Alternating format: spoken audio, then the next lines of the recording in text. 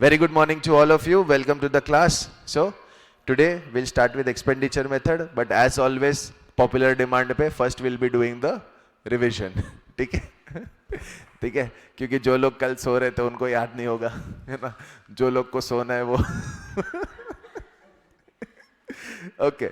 तो हमने स्टार्ट किया था from a very simple concept, जहाँ पे बेटा we were trying to understand Dhanraj, this is the whole chapter है बेटा, पूरा रिवाइज कर रहे हैं अपन, ठीक है? तो आपको अच्छा खासा हिंट आ जाएगा, ठीक है? हमने यहाँ से चालू किया था एंड मैंने ये जो मनी वैल्यू, फाइनल गुड्स और ये सब टर्म्स है वो आपको समझाए थे. Okay, let us understand. मैंने कहा था कि भाई यश, उर्वी एंड दिव्य है, केक बना रहे हैं, 500 रुपये का केक बेच रहे हैं. पूरे साल में एक ही केक बिका है तो नेशनल इनकम कितना हो जाएगा? 500 रुपये. यस. नाउ अगर मैं इंडिविजुअली देखूं तो यश प्लस उर्वी प्लस दिव्य ने कमाए 850 रुपये, बट केक ही बिका है 500 रुपये का. तुम किसी दुकानदार को 50 रुपये दोगे तो उसके सप्लायर और ये सब 100 रुपये कमा सकते क्या? नहीं. Whatever the final consumer has paid, that has to be the income, no? Yes. तो जो कंज्यूमर फाइनली पे करता है उसको हम कहते हैं final value of goods and services, ठीक है? फिर हमने सीखा था प्रोड्यूसर्स बबल. प्रोड्यूसर्स बबल मतलब जब एक प्रोड्यूसर दूसरे प्रोड्यूसर से, या एक बिजनेस दूसरे बिजनेस से, या एक फर्म दूसरे फर्म से चीजें परचेस कर रहा है फॉर प्रोडक्शन, ठीक है?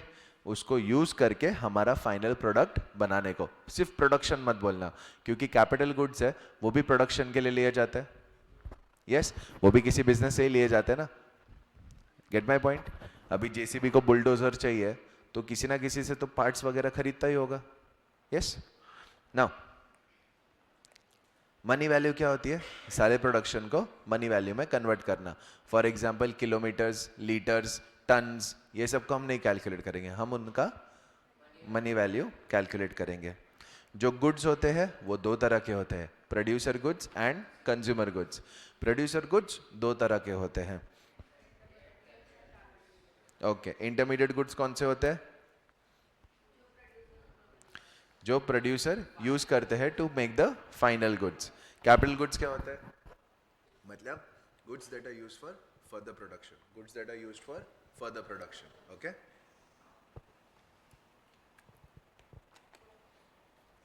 फिर कंज्यूमर गुड्स कितने टाइप के होते हैं?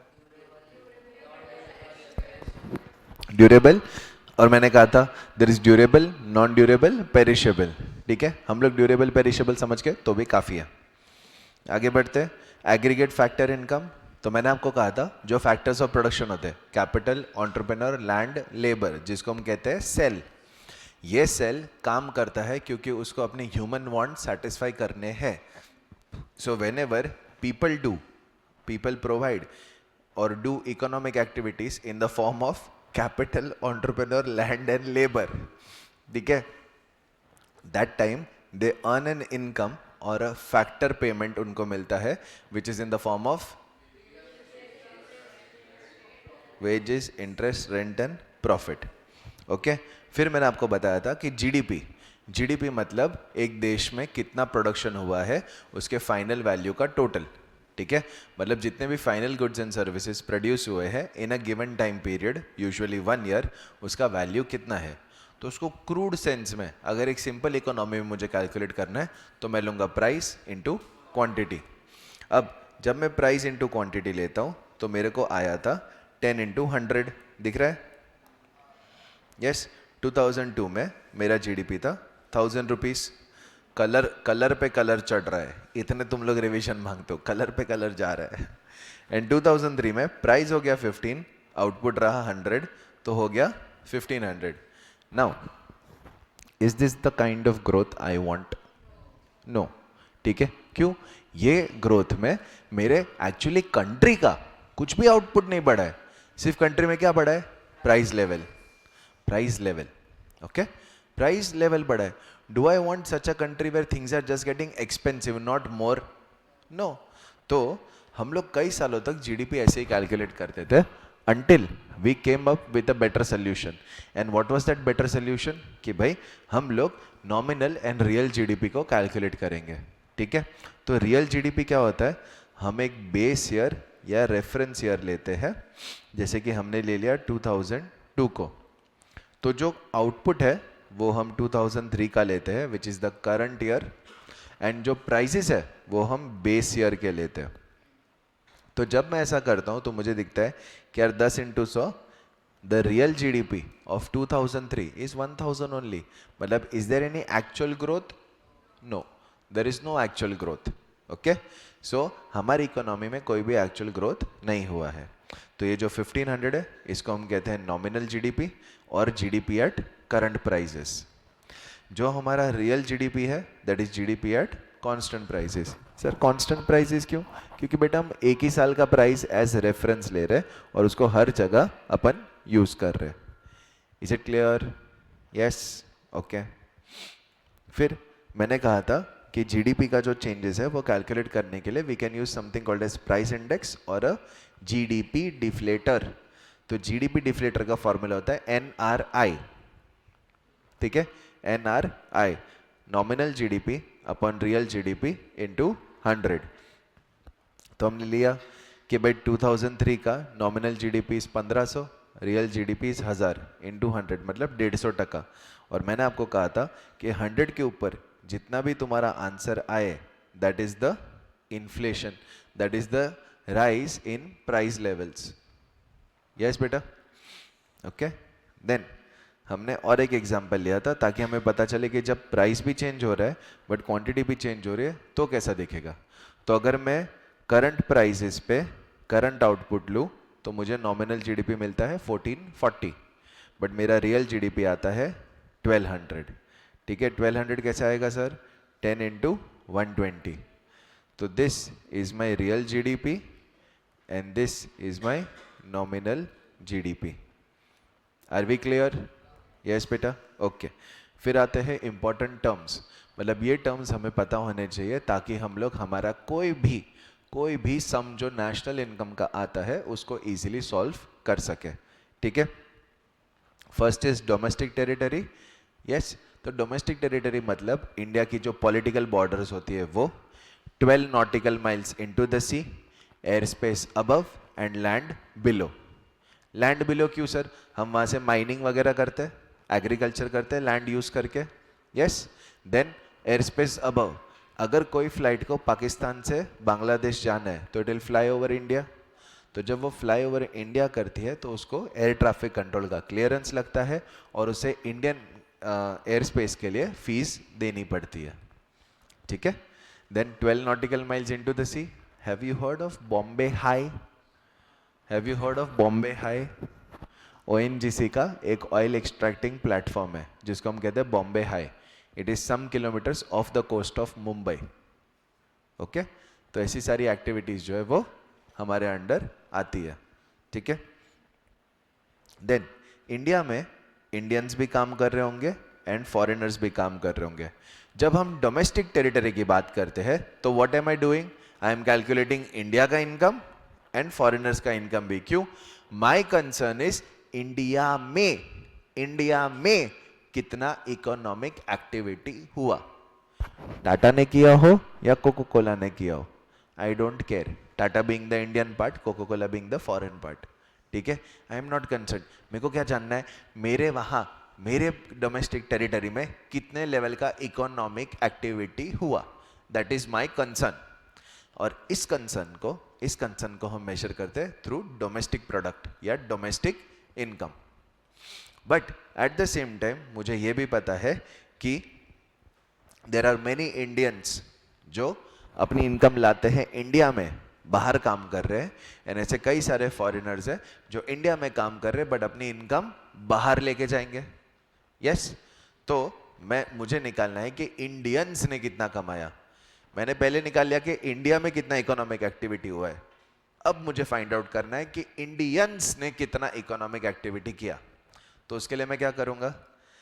आई will take India's income minus foreigners income in India plus Indians income in foreign, that will be equal to my national income. That will be equal to my national income. Is it clear? Yes beta, okay. उसका formula क्या आता है? national income will be domestic income plus factor income received from abroad and minus factor income paid abroad. Factor income received, factor income paid, तो उसको हम लिखते हैं net factor income from abroad. Yes, है ना। मैंने आपको एग्जाम्पल दिया था कि उर्वी को मुझे 100 रुपये देने और उर्वी को मुझे 60 रुपये लेने हैं, तो हम सीधा क्या बोलेंगे 40 रुपीज़। यस, इसको हम बोलते हैं नेट, इसको हम बोलते हैं नेट। ओके। फिर जब आप फैक्ट्री में काम करते हो तो आपके फैक्टर्स ऑफ प्रोडक्शन को जो आप पैसा देते हो उसको हम कहते हैं फैक्टर कॉस्ट। उसको हम क्या कहते हैं बेटा, फैक्टर कॉस्ट। ओके। कृति, मेरे को एक्सपेंस और कॉस्ट के बीच में डिफरेंस बता। कितनी बार ये कॉन्सेप्ट समझाया, कितनी बार। Who will tell me cost and expense का डिफरेंस? हाँ बेटा, हाँ, ऑलमोस्ट देयर। ठीक है। All the expenses that I do to make the product saleable are cost. All the expenses otherwise, all money outflow otherwise are expenses. ठीक है। So whenever कोई business cost incur करता है, expense incur करता है to make the goods saleable, उसको हम कहते हैं कॉस्ट। सो हमारी जो फैक्ट्री है उस पर दो तरह के टैक्सेस लगते हैं, production tax and product tax. Production tax मतलब तुम प्रोडक्शन करना चाहते हो इसलिए ये टैक्स देना पड़ेगा। ठीक है। तुम कितना भी प्रोडक्शन करो, प्रोडक्शन कर रहे हो ना, टैक्स देना पड़ेगा। और प्रोडक्ट टैक्स क्या होता है, तुम जो प्रोडक्शन एक्चुअली करते हो और एक्चुअली बेचना चाहते हो उसको हम बोलते हैं product tax. Are we clear? Yes. But कई बार गवर्नमेंट क्या बोलता है, तुम बहुत सही काम करते हैं मनसुख भाई, ठीक है, तो हम तुमको सब्सिडी देगा। यस, हम तुमको सब्सिडी देगा। सो जब मेरे प्रोडक्शन टैक्स पे मुझे कुछ सब्सिडी मिलती है, मतलब गवर्नमेंट बोलती है कि इतना तुम्हारा खर्चा हम दे देंगे क्योंकि तुम जो प्रोडक्ट बना रहे हो इट्स ऑफ इम्पोर्टेंस, तो उसको मैं बोलता हूँ प्रोडक्शन सब्सिडी। ठीक है। और मैंने आपको कल लिखवाया था कि factor cost plus production taxes minus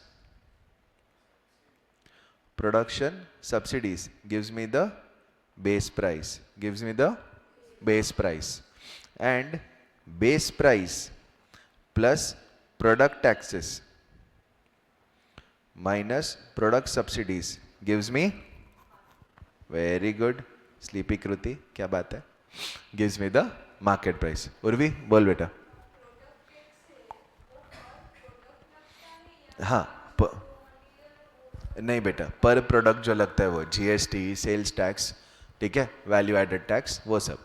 और प्रोडक्शन टैक्स मतलब फैक्ट्री रजिस्ट्रेशन, स्टैंपिंग फीस, फिर आप कोई लाइसेंस लेते हो गवर्नमेंट से, वो सब। ओके। जैसे अगर मुझे पटाखे बनाने हैं, फायरवर्क्स, फायर क्रैकर्स, तो I have to take government's licence, तो वो जो मैंने लाइसेंस का पैसा दिया that is my production tax. क्योंकि मुझे फायर क्रैकर्स प्रोड्यूस करने थे, मुझे वो टैक्स देना पड़ा, लाइसेंस फीस देना पड़ा। जब वो फायर क्रैकर्स परफेक्टली बन जाएंगे एंड फिर मैं उनको बेचने जाऊंगा, तब उन पे जो जीएसटी लगेगा that will be my product tax. एक प्रोडक्ट पे लगता है, एक प्रोडक्शन प्रोसेस पे लगता है। क्लियर है बच्चा पार्टी? ओके। चलो फिर आता है डेप्रिसिएशन। हाँ, तो हमारा अभी ये जो बेस प्राइस का कॉन्सेप्ट है ना, ये हम ज़्यादा यूज़ नहीं करते, तो हम क्या यूज़ करते हैं, factor cost plus net of indirect taxes. Sir वापस नेट? हाँ बेटा, indirect taxes minus subsidies gives me net indirect taxes. Okay. Indirect tax मतलब ऐसा चीज़ जो हम खर्चे करने पे पे करते हैं, एग्जाम्पल जीएसटी। सब्सिडी मतलब जो गवर्नमेंट हमको दे देता है हमारा खर्चा कम करने के लिए। Last, depreciation, consumption of fix capital और करंट रिप्लेसमेंट कॉस्ट। इसको करंट रिप्लेसमेंट कॉस्ट क्यों बोलते हैं? अगर मैंने कोई चीज़ 10 लाख पे ली है और आज उस पर 6 लाख का डेप्रिसिएशन लग चुका है, तो मैं उसको बेचने जाऊँ तो मुझे कितना मिलेगा धनराज? 4 लाख। तो अब मुझे वापस वो 10 लाख का मशीन खरीदना है, तो कितना खर्चा करना पड़ेगा बेटू? उसको बोलने था ना, कितना करना पड़ेगा बेटा? 6 लाख। इसलिए डेप्रिसिएशन को करंट रिप्लेसमेंट कॉस्ट भी बोलते हैं। क्यों? जितना भी डेप्रिसिएशन होगा उसको माइनस करके आपको अमाउंट तो ऑलरेडी मिल जाएगा, तो नया मशीन खरीदने के लिए डेप्रिसिएशन वाला अमाउंट आपको इकट्ठा करना पड़ेगा। ठीक है। ओके। फिर ये उर्वी ने पूछा था कि सर टाइम के साथ कैसे लगेगा, ये है वो है, तो हमने ये अकाउंट्स वाला एग्जाम्पल लिया था एंड मैंने आपको इक्वेशन दिया था gross minus depreciation is the net value. Net मतलब फाइनल अमाउंट, ग्रॉस मतलब अभी इसमें से कुछ सब्ट्रैक्ट हो सकता है. Are we clear? Yes, okay. Gross is the total बेटा. ओके, चलो. तो फिर हमने कंक्लूड किया था कि हमारे पास ये 3 इक्वेशन हमको अच्छे से रट्टा हुए होने चाहिए. Gross minus depreciation is net, factor cost plus net indirect taxes is market price, direct domestic income plus NFIA is national income. Clear छे? Yes, okay. फिर हम लोग ने किया था फाइनल वैल्यू एडेड कैसे निकालते हैं, तो that is the total output minus intermediate cost. ठीक है. फिर हमने ये एग्जाम्पल लिया था कि एक फार्मर है, एक फ्लारिस्ट है, एक बेकर है, एक कंज्यूमर है. ठीक है. फार्मर जो है उसको सीड्स, फर्टिलाइजर सब कुछ गवर्नमेंट से फ्री में मिलता है, तो उसका कॉस्ट कितना हुआ? 0. अबे यार ये फिर से चालू हो गया. 0. ये हर रोज का हो गया अब. अबे हाँ, तो कॉस्ट कितना हो गया? 0. ठीक है. अब उसने बेचा उसको 100 रुपीज में, तो फ्लारिस्ट को कितने का पड़ा? 100 रुपीज का. फ्लारिस्ट ने उस गेहूं को आटा बनाया, चक्की पीसिंग एंड पीसिंग. यस. तो कितने में बेचा? 150. अरे 150, तो उसे 150 का बेचा, तो बेकर को कितने का पड़ा? 150. पिटे मुंह. ठीक है, 150. और अगर बेकर ने उसको फिर ब्रेड और केक्स वगैरह बना के बेचा 300 में, तो कंज्यूमर को कितना का पड़ा? 300. यस. तो value added is value of output minus intermediate cost. 100 minus 0 100, 150 minus 100 50, 300 minus 150 150. Yes? Yes? Yes. So what is the total of all the value of output? 300. What is the value of all the output? 300. What is the final value to the consumer? 300. Yes? है ना? तो हम लोग national income कोई भी method से निकाले, value added method या फाइनल वैल्यू मेथड, हमारा आंसर आएगा सेम. तो सर हम ये सीखते क्यों है? क्योंकि बेटा कई जगहों पे फाइनल वैल्यू मिलना डिफिकल्ट हो जाता है, तो हम वैल्यू एडेड मेथड से कर सकते हैं. क्लियर? यस. हाँ हाँ सर, सब क्लियर, सब क्लियर. आप अभी टेस्ट ले लो, हमको 0 ही आएगा. ठीक है. फिर हम लोग सीख रहे थे the concept of private income. हम सीख रहे थे the concept of private income. ठीक है. सो हमने कहा कि भाई गवर्नमेंट क्या बोल रहा हूँ, नेशंस इनकम जो आती है उसमें 2 लोगों का हाथ होता है, public sector and private sector. ठीक है.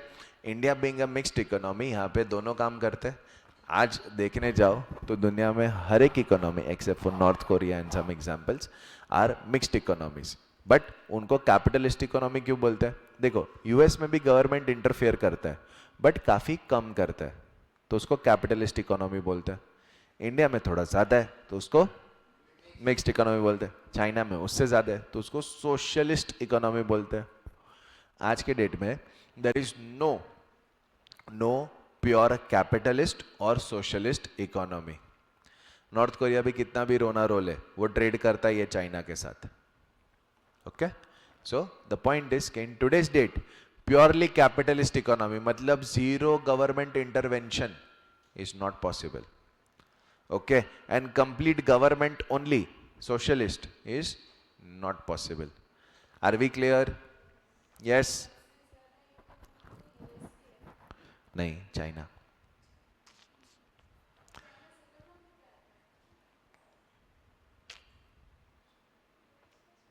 $23 trillion and $21 trillion. हम सब work life balance and you know time pass करते रह गए. हाँ बेटा, तुझे पता है वो स्टेप कितना छोटा था? वो स्टेप कितना छोटा था पता है? हाँ? ऐसा देख, I love my country, but जो गलत है वो गलत है, जो सही है वो सही है। कभी भी प्यार के चक्कर में गलत को इग्नोर नहीं करने का, ठीक है? इंडिया में everybody is like we should work only 4 days a week।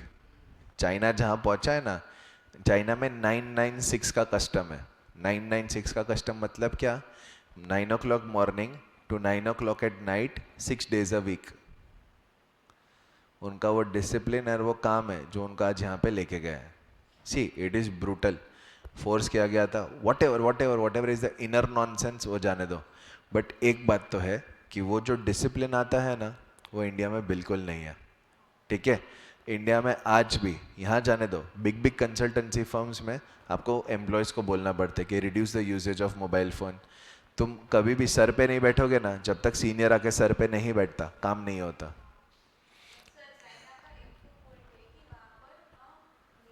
कौन सी कंट्री का नहीं है बेटा?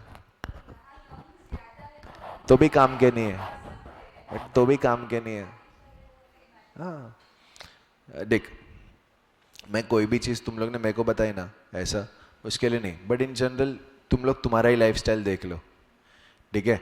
Up until school you were doing very well, at least better than what you are doing now, because parental control था, तुमको कोई रोकने टोकने वाला था, कुछ भी था, ठीक है? अब तुम मुंहफट होके घूमते हो तो तुम्हारी हालत देखो। You are always exhausted, you are always behind on your work, you are always missing your goals.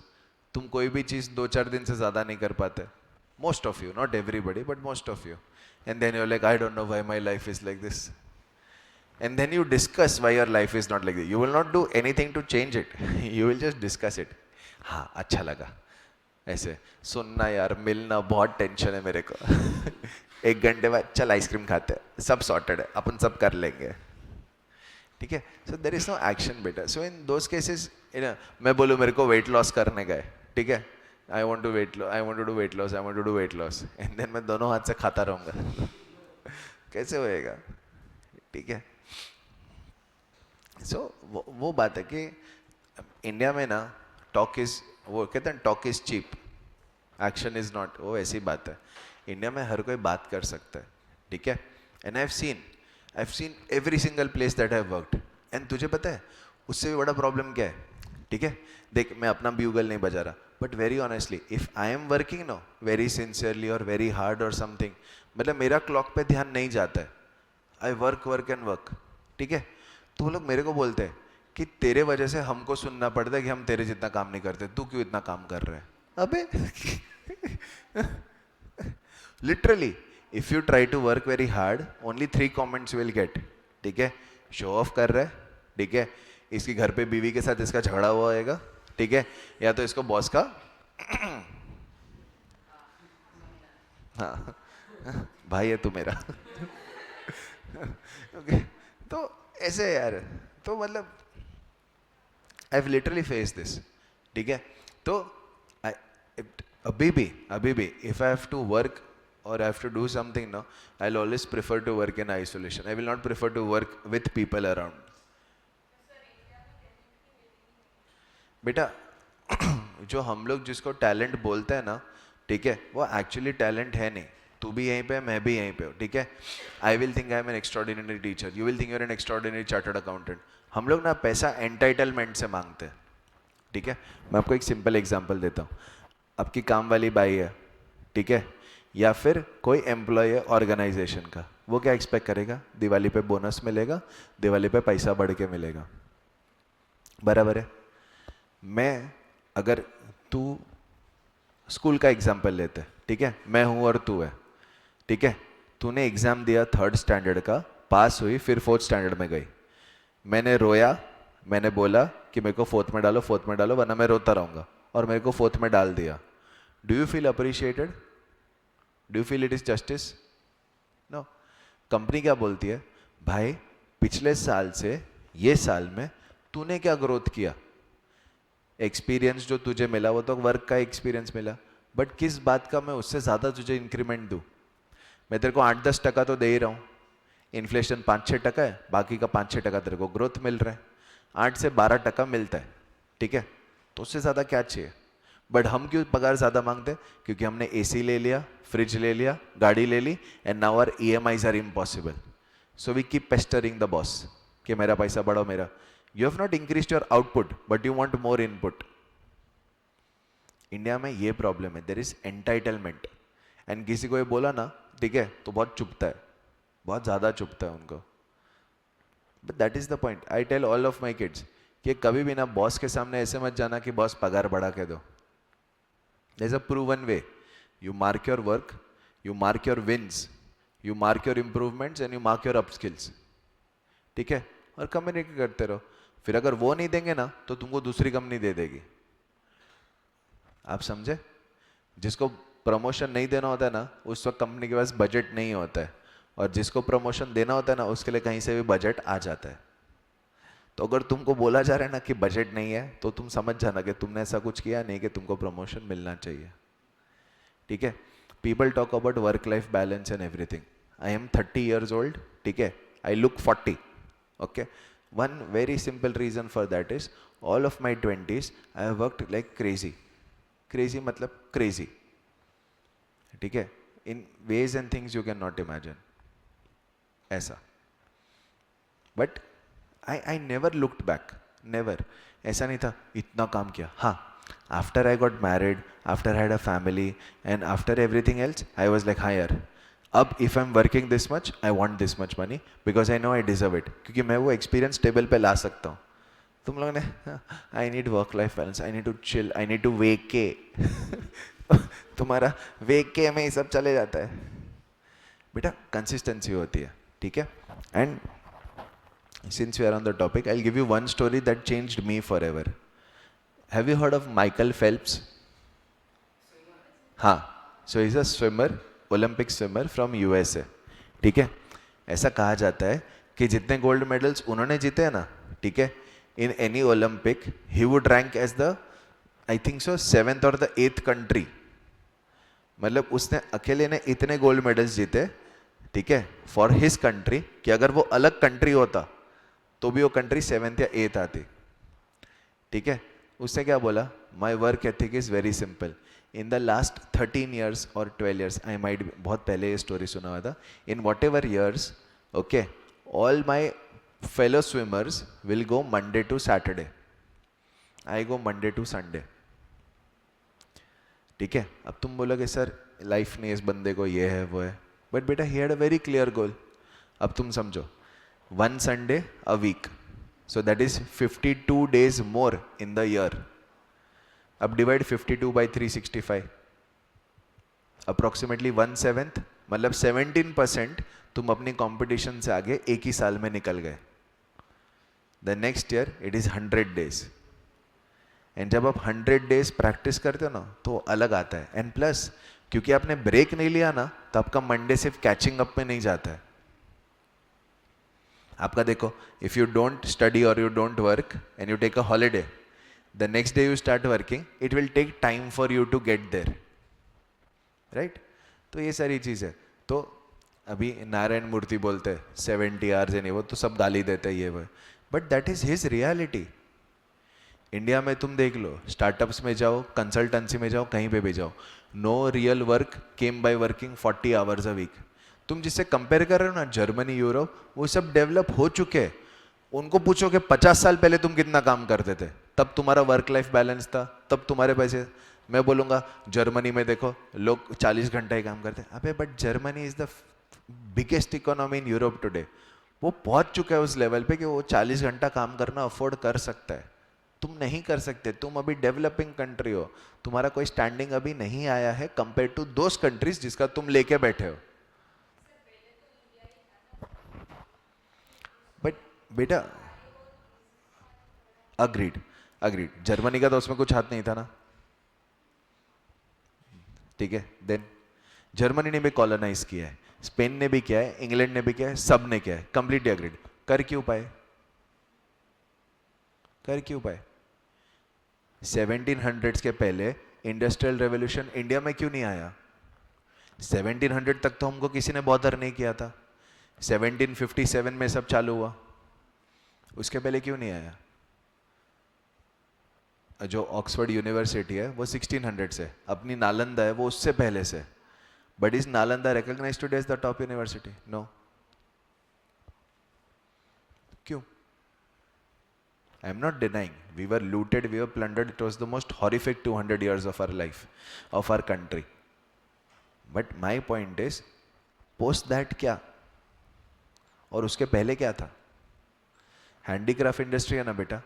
आज नहीं तो कल अगर इंडिया ने हमको कॉलोनाइज नहीं भी, इंग्लैंड ने हमको कॉलोनाइज नहीं भी किया होता, तो भी अनदर 50 ईयर्स 100 ईयर्स हम मशीन से मैच नहीं कर पाते. आज आप लोग देखो, शादी के अलावा हम लोग कभी सोचते 10,000 रुपये के ऊपर का कपड़ा लेने का? नहीं. अभी मेरे शादी में my mom the sari she took, okay, उसमें बनारसी का स्टिचिंग एंड ऑल सब था. दैट वाज अ 70,000 प्लस का साड़ी. लाइक व्हाट, पागल है? 70,000? आप समझे बेटा? बट वो कैसा था, बेटे की शादी है, once in a lifetime thing है तो ले लिया, otherwise will you take? No. हम लोग कपड़े भी तब बाय करते जब सेल में होते हैं. Get the point, beta? So there are many things about India that are not right. I love my country. ठीक है, I love my country. मेरे को कभी ना अब्रॉड जाने का ये वो कभी ऐसा नहीं था. All my friends are like यहाँ जाके रहेंगे, मेरे को कभी नहीं था. I always wanted to be in India. जो है जैसा है मेरा देश है, इसको मैं ही सुधारूंगा. But that can only happen if I accept my country for where it is wrong and accept it for where it is right.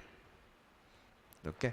Right तो बहुत सारे, but we are talking about the wrong ones, इसलिए ये सब बोल रहा हूँ.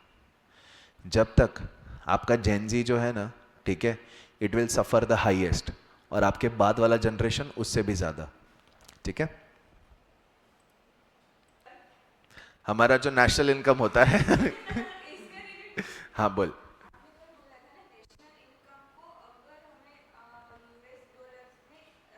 हाँ हाँ हाँ, वो मैं करवाता, परचेसिंग पावर पैरिटी वो मैं करवाता हूँ. ठीक है.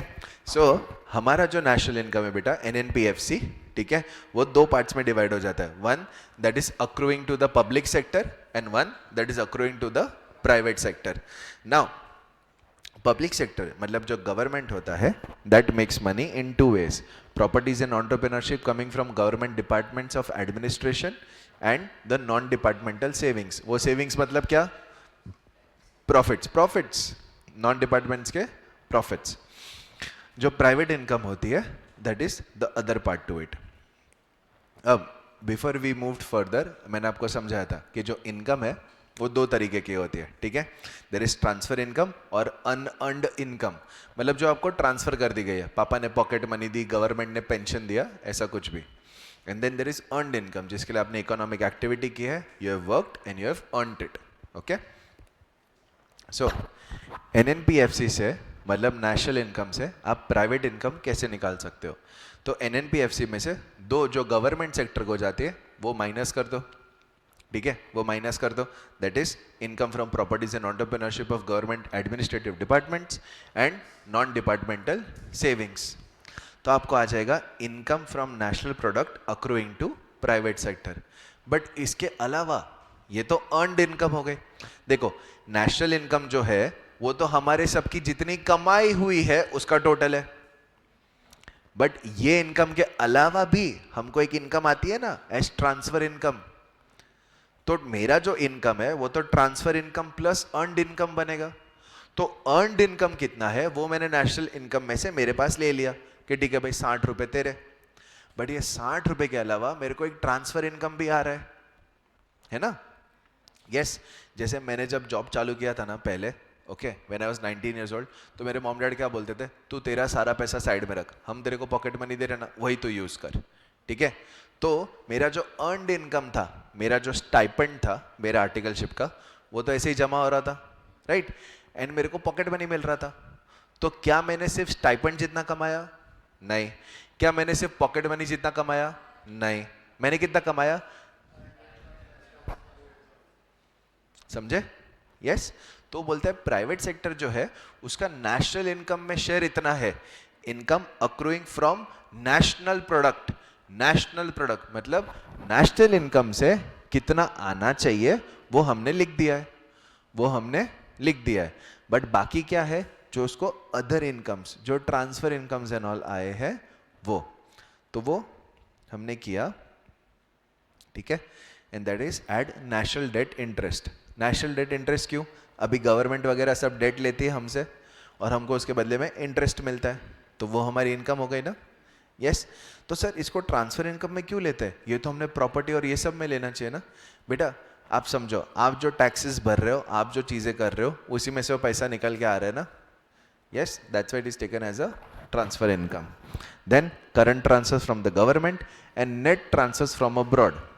Sir current transfers from government but net transfers from world क्यों?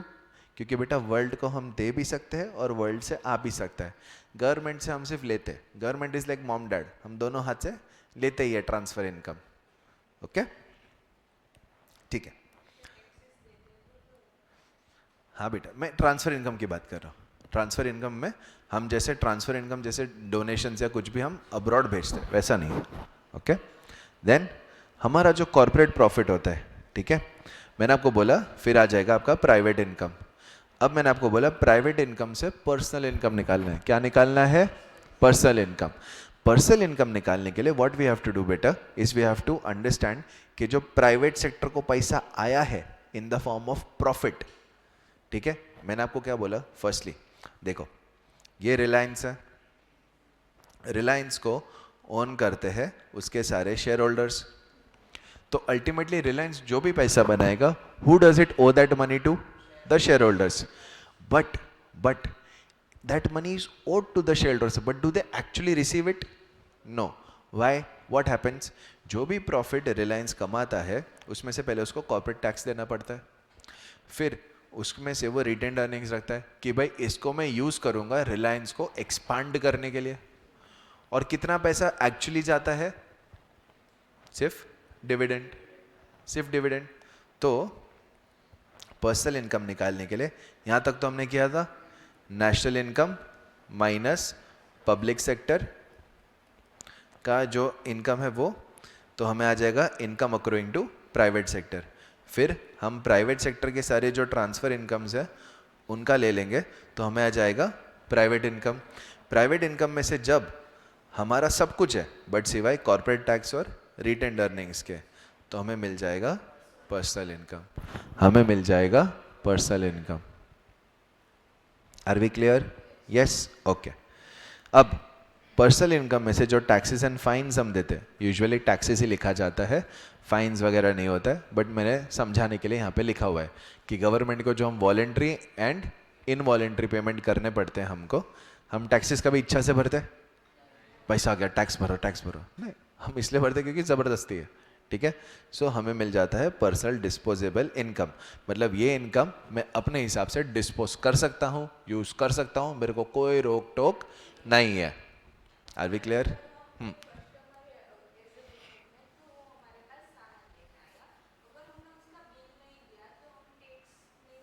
हाँ, नहीं भरे, नहीं भरते बच्चा, रिकॉर्ड ही नहीं है ना उस ट्रांजैक्शन का, तो नहीं भरेंगे. बट उसके लिए फिर आपको जिससे सप्लायर ने सामान दिया है वो भी कैश लेना चाहिए, और वो सप्लायर को जिस प्रोड्यूसर ने दिया है सामान वो भी कैश लेना चाहिए, जो आज के डेट में ज़्यादा पॉसिबल नहीं हो पाता है. ठीक है. See people will always find a way out but it is reduced a lot. फिर मैंने आपको सर्कुलर फ्लो ऑफ इनकम समझाया था कि भाई एक सिंपल इकोनॉमी है जिसमें एक हाउस होल्ड है और फर्म है, गवर्नमेंट नहीं है, रेस्ट ऑफ द वर्ल्ड नहीं है, कुछ नहीं, छोटू सा हमारा देश, छोटू सी हमारी दुनिया. उसमें इनकम कैसे जनरेट होगा? तो जो हाउस होल्ड है वो फैक्टर सर्विसेज प्रोवाइड करेगा. सारे टीचर्स स्कूल में जाएंगे, सारे डॉक्टर्स हॉस्पिटल में जाएंगे, सारे सेल्स पर्सन रिटेल स्टोर में जाएंगे, सारे कपड़े जो है वो अपैरल स्टोर में जाएंगे, and so on and so fourth. फिर वो फर्म्स जो है वो सर्विसेज प्रोवाइड करने के लिए हमको फैक्टर पेमेंट देगी.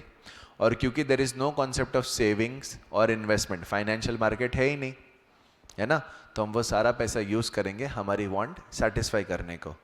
और वो जो हम यूज़ करेंगे सेटिस्फाई करने को, उसके लिए हम पेमेंट करेंगे to the firm only, and firm उसके बदले हमको देगा गुड्स एंड सर्विसेज. तो हमने देखा था कि फैक्टर सर्विस के अलावा एक जो है वो हमारा इनकम बन जाता है, एक जो है वो हमारा एक्सपेंस बन जाता है, एंड एक जो है वो हमारे गुड्स एंड सर्विस का वैल्यू बन जाता है. फॉर एग्जाम्पल, अगर मैंने 100 रुपये का काम किया तो मुझे कितना मिलेगा? 100. मैं सेव नहीं कर रहा, इन्वेस्ट नहीं कर रहा, कुछ नहीं कर रहा, पूरा खर्चा कर रहा हूँ, तो मैंने 100 रुपये कमाए तो मैं खर्चा कितना करूँगा? 100। अगर मैंने 100 का खर्चा किया तो सामने दुकान वाले ने कितना कमाया? 100। सामने दुकान वाले को 100 मिला तो अपने को कितने का सामान देगा? 100। यस। तो सर्कुलर फ्लो ऑफ इनकम, इसको मनी फ्लो या नॉमिनल फ्लो बोलते हैं, ठीक है, नॉमिनल फ्लो, और इसको रियल फ्लो या फिजिकल फ्लो बोलते हैं। हाँ, product flows, physical product flows, जो भी आपको बोल रहे हैं, ठीक है, अलग अलग नाम है, but physical flow, product flow आप बोल सकते हो, नॉमिनल फ्लो, फिजिकल फ्लो या प्रोडक्ट फ्लो, ठीक है। ओके, देन मैंने आपको इनकम मेथड के बारे में सबसे पहले बताया था। तो इनकम मेथड में मैंने आपको बोला था, तो इनकम मेथड में मैंने आपको बोला था कि हम लोग कुछ भी हो जाए कहाँ से स्टार्ट करेंगे? एनडीपी-एफसी। कहाँ से स्टार्ट करेंगे? एनडीपी-एफसी। एनडीपी-एफसी में आपको एनएफआई ऐड करके एनएनपी-एफसी मिल जाएगा। बट एनडीपी के कौन से चीज़ कॉन्स्टिट्यूएंट्स बनेंगे, मतलब किन चीज़ों से एनडीपी-एफसी बनेगा? तो I have to think from the income side, I have to think from the income side कि लोग किस तरह इनकम कमा सकते हैं। तो मैंने भविष्यवाणी की थी जो सच निकली। यस। फिर स्नेहा ने कुछ तो वर्षिता के कान में खुसुर पुसुर किया था, आई रिमेंबर, कि कुछ तो उसे चौथा एग्जाम्पल निकाला था, मुझे याद है, आई डोंट फॉरगेट, ठीक है। बट मैंने कहा था कि आई कैन इजीली प्रेडिक्ट कि तुम्हारे मम्मी पापा क्या काम करते होंगे, either they will do a job और they will have a business और they will be doing self employed. Okay, so यहाँ पे जब हम जॉब करते हैं, जो हम पैसा कमाते हैं, उसको हम बोलते हैं कॉम्पनसेशन ऑफ एम्प्लॉयज, ठीक है। जो हम बिजनेस करते हैं वहाँ से हमें मिलता है ऑपरेटिंग सरप्लस, और जब हम सेल्फ एम्प्लॉयड होते हैं तब हमें मिलती है मिक्स्ड इनकम। मिक्स्ड इनकम क्यों? मैं डॉक्टर हूँ, मेरा क्लिनिक है, मेरी ही प्रोफेशनल फीस है, मेरा ही पैसा लगा हुआ है, तो कैपिटल कितना, इंटरेस्ट कितना, रेंट कितना, प्रॉफिट कितना, मैं कहीं को झंझट करेगा, जितना कमाया उतना कमाया। So it's a mixed income, मतलब it is a mix of many factor payments, it is a mix of many factor payments, right बेटा? ओके, तो ये तीनों को ऐड करके मेरे को मिल जाता है एनडीपी-एफसी। कॉम्पनसेशन ऑफ एम्प्लॉइज में उसकी salary, bonus, employers contribution to provident fund, operating surplus में rent, interest, profit and royalties. Simply put हमारी 4 फैक्टर इनकम होती है, wages, interest, rent and profit. Interest, rent and profit यहाँ पे चली जाएगी, वेजेस यहाँ पे चले जाएंगे, और ये सब का मिश्रण, ये सब का मिक्सचर यहाँ पे चले जाएगा। ओके, तो हम वेजेस, इंटरेस्ट, रेंट, प्रॉफिट ही कमा रहे हैं, बट यहाँ पे ऐसे डिस्ट्रीब्यूट होएगा, ठीक है। फिर मैंने आपको पूछा था कि भाई नेशनल इनकम चीज़ें इंडिकेट करती है, और आपको एग्जाम्पल दिया था कि कंट्री ए वेजेस में 35 और 65, 60 एंड 40 कमा रही है, तो what is that country doing? फिर ऑर्गेनाइज सेक्टर, जहाँ पे 10 से ज़्यादा लोग हो, गवर्नमेंट के लॉज एप्लीकेबल हो, एम्प्लॉयज प्रोटेक्टेड हो काफ़ी सारे लॉज से, and there is government regulation. Unorganised मतलब जो ऑर्गेनाइज सेक्टर में नहीं आता। फिर हमने किया था प्रोडक्ट मेथड। प्रोडक्ट मेथड बोलता है कि यश वैल्यू एडिशन निकाल हर एक सेक्टर का, primary sector, secondary sector, tertiary sector, फिर वह सेक्टर का सब सेक्टर का निकाल, और सब सेक्टर का सब सेक्शन का निकाल, और फिर सब लोग का टोटल ले ले, ठीक है। मतलब तुम्हारे मार्क्स, तुम्हारे मार्क्स, तुम्हारे मार्क्स, तुम्हारे मार्क्स, तुम्हारे तुम्हारे तुम्हारे सबके सबके सबके सबके मार्क्स का मैं सबके मार्क्स लिखूंगा और फिर ऐड कर दूंगा, तो मैं बोलूंगा टोटल मेरे बच्चों ने इतना मार्क्स स्कोर किया। Yes, okay. So value addition निकालने के लिए हमने फार्मर के एग्जाम्पल में देखा था कि value of output minus value of input, value of output minus value of input, या इंटरमीडिएट कंजम्पशन। स्लीपी कैनिल विथ मी? यस बेटा। पंचायत कर रहे हो तो एक उबासी नहीं आ रही थी, पढ़ाना चालू किया ना, 2 मिनट में उसकी चालू और 5 मिनट में इसकी, अभी तक पंचायत में कुछ भी नहीं, कुछ भी नहीं। जैसे ही पढ़ाना चालू हो गया, 2 मिनट में वो भाई साहब का चालू हुआ था और 5 मिनट में ये भाई साहब का। बस पंचायत टाइम पास करो सर आप ठीक है, ओके। तो सर वैल्यू ऑफ आउटपुट कैसे निकालेंगे? तो उसको निकालते हैं sale plus change in stock से। सर चेंज इन स्टॉक क्यों आएगा? पहले तो चेंज इन स्टॉक होता क्या है? तो चेंज इन स्टॉक मेरा बच्चा होता है closing stock minus opening stock. Sir नहीं समझा, क्यों करते हैं हम ये सब? क्योंकि बेटा जब हम नेशनल इनकम निकाल रहे हैं तब हमारे लिए इंपॉर्टेंट है प्रोडक्शन। एक साल में प्रोडक्शन कितना हुआ है, सेल से हमें फर्क नहीं पड़ता, बट हमें प्रोडक्शन निकालने के लिए सेल्स यूज करना पड़ता है। ठीक है, तो यहाँ पे एग्जाम्पल लिया था कि 2011 में मेरा ओपनिंग स्टॉक है 500 रुपीज़, मतलब 2010 का बचा हुआ स्टॉक। मैंने प्रोडक्शन किया 2000 का, ओके, तो 2500 हो गए, उसमें से सेल हुआ 2100, तो क्लोजिंग स्टॉक आ गया 400। I will use the formula sales plus opening closing stock minus opening stock, तो 2100 plus minus 100 gives me 2000। Does it match my production? Yes. So ये जो है बेटा, ये मुझे देगा कि मेरा प्रोडक्शन कितना हुआ है, मेरा प्रोडक्शन कितना हुआ है, और उसमें से इंटरमीडिएट कंजम्पशन वो प्रोडक्शन का माइनस हो जाएगा। यस। फिर मैंने आपको कहा था कि जब वैल्यू निकल जाएगी और सबका हम टोटल लेंगे तो वो बन जाती है gross value at market price, which is also called as GDP MP. फिर मैंने आपको कहा था कि जीडीपी एमपी से अब हमें सब कुछ पता है। Yes, for example GDP MP is, Dhanraj के लिए अपन रिवाइज कर लेते हैं, मार्केट प्राइस पे किया गया final value of all goods and services at market price produced in the domestic territory of the country at gross value और without subtraction of depreciation. Market price of all goods and services produced in the domestic territory of the country net of depreciation. Market price of all goods and services produced by the nationals of the country net of depreciation. Factor cost, that is factor incomes of all the nationals of the country net of depreciation. ठीक है, वो तीन formula के हिसाब से हमने किया था। ठीक है, फिर income method is NDPFC, that is COE plus OS plus MISC. उसमें जब एनएफआई ऐड कर देंगे तो हमें मिल जाएगा एनएनपीएफसी। फिर प्रोडक्ट मेथड, तो उसका हमने जस्ट, अच्छा यहाँ पे वापस रिवीजन किया था प्रोडक्ट मेथड का, और मैंने आपको बोला था कि सेल्स में याद रखना domestic plus exports, and input cost में हम डोमेस्टिक परचेसेस प्लस इंपोर्ट्स भी लेते हैं। याद आ गया पूरा नेशनल इनकम? यस। चलो अभी आगे बढ़ेंगे।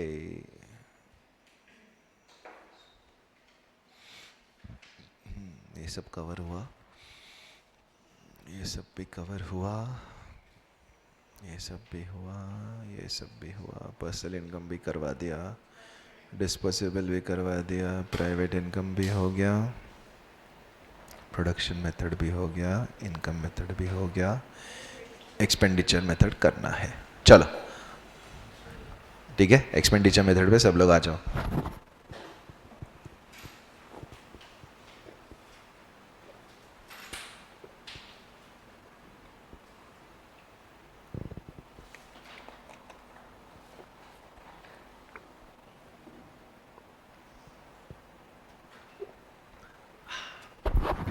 ओके, एक्सपेंडिचर मेथड चालू करता है। यस, ये मेजर करता है नेशनल इनकम को। This measures the national income from the expenditure और द इनकम डिस्पोजिशन साइड। याद है हमने कल पढ़ा था इनकम डिस्पोजिशन। यस, कि इनकम को कैसे डिस्पोज किया जा रहा है, इनकम को कैसे डिस्पोज किया जा रहा है, उससे हम इसको पढ़ रहे हैं। ठीक है, now let's talk about expenditure method. ठीक है, income can be spent either on consumer good or on investment good. So the procedure is as under.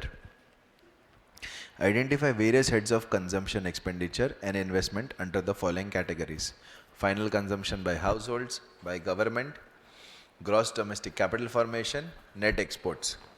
Compute GDP, that is the sum total of final consumption expenditure plus gross domestic capital formation plus net exports. Compute national income. बस simple, इसमें क्या ही था, है ना। चलो देखते हैं इसमें क्या क्या है, मजा आएगा।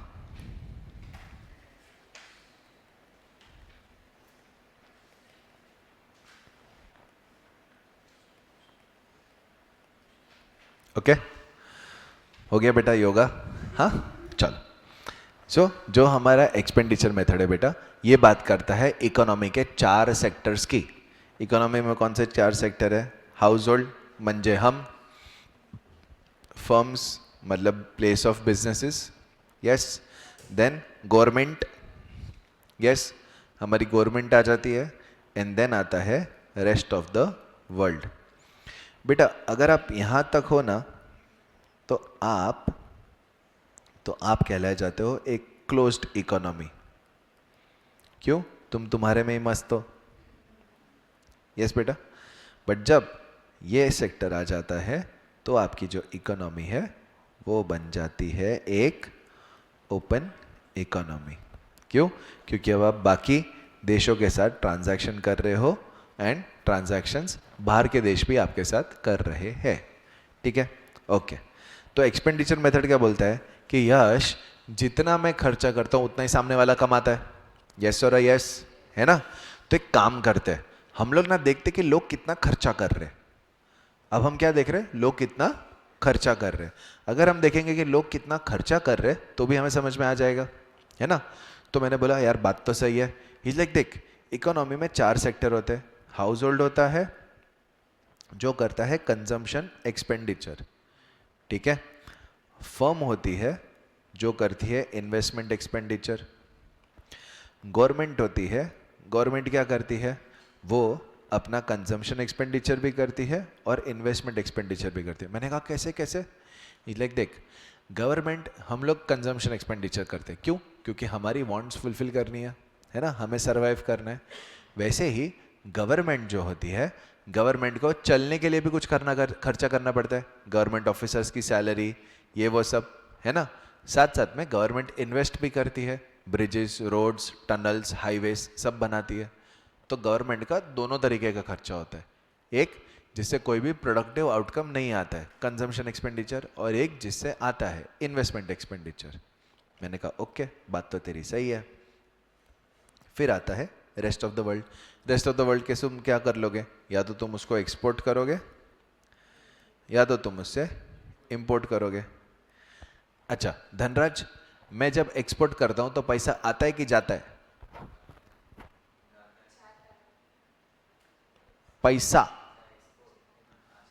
पैसा आएगा ना, माल भेजा, माल आया। यस बेटा। इंपोर्ट में कैसा है? माल आया तो माल गया। यस, है ना? तो माल आया, पैसे को माल भी बोलते। कृति बराबर समझते तुम सब। एकदम ठीक है। माल आया तो माल गया, वही तो मैं बोला। ठीक है, ओके। तो अब ये चारों सेक्टर ऑफ द इकोनॉमी जो है, इनके चारों के जो कंजम्पशन या इन्वेस्टमेंट एक्सपेंडिचर होते हैं, इनको हमने कुछ टेक्निकल नेम दिए हुए। अब ये टेक्निकल नेम हम लोग स्टडी करते हैं। आ जाओ।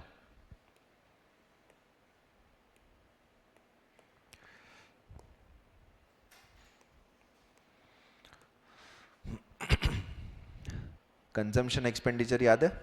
हाउस होल्ड करता है, उसको हम बोलते हैं बेटा private final consumption expenditure. Private मतलब वो खर्चा जो प्राइवेट इंडिविजुअल्स करते हैं, और फाइनल क्यों? क्योंकि हमें फाइनली जो खर्चा हुआ है उससे मतलब है।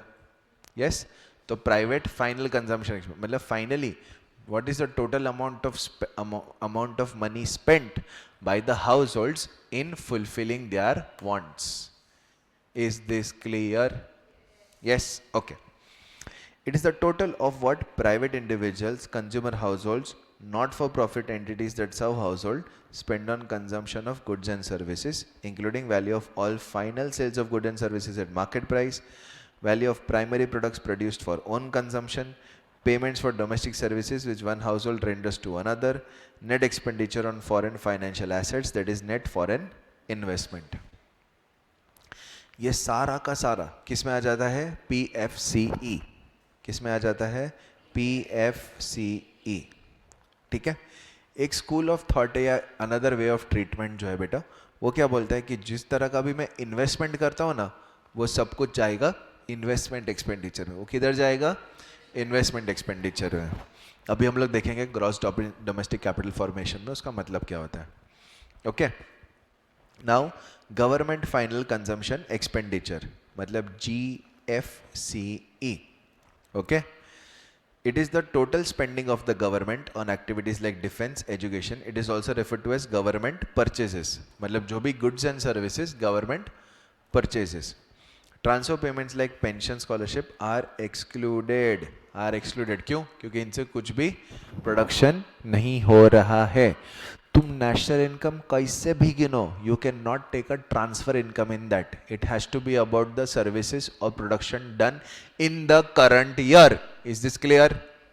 Yes, okay. Now gross domestic investment और ग्रॉस डोमेस्टिक कैपिटल फॉर्मेशन, इसको हम कहते हैं GDCF. और ये जो GDCF है ना, इसको दो पार्ट्स में हम डिवाइड भी कर सकते हैं. GDFCF and change in stock. Okay, change in stock. ध्यान से समझो, आराम से समझो. I will explain it 2 times पहले से ही, बट अच्छे से समझना. फिर भी ना समझे तो प्लीज पूछना. ओके, नाउ बेटा देखो, लेट्स से अपनी कृति है, ठीक है. Now Kriti is purchasing a house. Kriti is purchasing a house और she is purchasing a jewellery.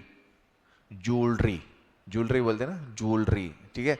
She is purchasing a house और she is purchasing a jewellery. Is this consumption expenditure? ये तो काइंड ऑफ इन्वेस्टमेंट है ना. But हमको क्या बोला है? Private final consumption expenditure. So is this consumption expenditure? No. तो जो हाउस होल्ड इन्वेस्टमेंट एक्टिविटीज करता है वो जाएगा किधर? GDCF. वो जाएगा किधर? GDCF. ओके. फिर हमारी फर्म है, एग्जाम्पल रिलायंस है. रिलायंस जो खर्चा करती है, हमें पता है कि उसको इन्वेस्टमेंट्स बोलता है. यस, तो उसका जो इन्वेस्टमेंट एक्सपेंडिचर है, मतलब द खर्चा it is doing to upkeep the production and keep running, मतलब to provide services in the product market. जो भी खर्चा वो कर रही है वो इसलिए कर रही है ताकि प्रोडक्ट मार्केट में अपना प्रोडक्ट और सर्विसेज बेच सके. प्रोडक्ट मार्केट मतलब जहाँ पे सामान बिकता है, ठीक है. तो वो करने के लिए उसको इन्वेस्टमेंट खर्चा करना पड़ रहा है. तो उसका जो इन्वेस्टमेंट एक्सपेंडिचर है वो किधर जाएगा? GDCF. GDCF. बट रिलायंस ने अगर मशीनरी खरीदा, ठीक है, मशीनरी खरीदा, यस, तो ये एक फिक्स्ड एसेट है कि नहीं? यस. और अगर समझो रिलायंस का closing stock minus opening stock, ठीक है, चेंज इन स्टॉक अब हमें पता है. तो क्लोजिंग स्टॉक था 10,000 और ओपनिंग स्टॉक था 8,000. मतलब ये साल उन्होंने 2,000 से अपना स्टॉक बढ़ा दिया. अब हमें पता है stock is a physical inventory. Yes, मतलब इट इज एन एसेट. तो ये कहाँ जाएगा? दैट्स वाई हमने GDCF को 2 पार्ट्स में डिवाइड कर दिया, GDFCF and change in stock. तो जब भी gross domestic fixed capital formation, gross domestic fixed capital formation,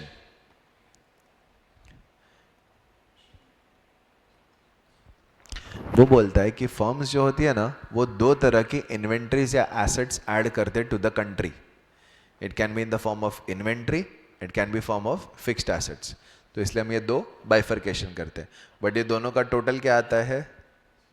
GDCF. Okay. नहीं बेटा, मशीनरी एसेट है ना, हम लोग लंबे टाइम के लिए यूज करेंगे, राइट? अच्छा, दूसरी बात, अगर उसने पिछले साल का स्टॉक बेच दिया ज़्यादा और इस बार कम प्रोड्यूस किया, तो वो भी मुझे पता चलना चाहिए ना कि इस बार जो भी सेल हुआ है उसमें पिछले साल का स्टॉक ज़्यादा था, right? So that's why. And then बेटा, of course like I told you about the government, कि भाई रोड्स, देन रेलवेज, ये सब में जो भी इन्वेस्टमेंट होता है, dams, bridges, etcetera. Are we clear?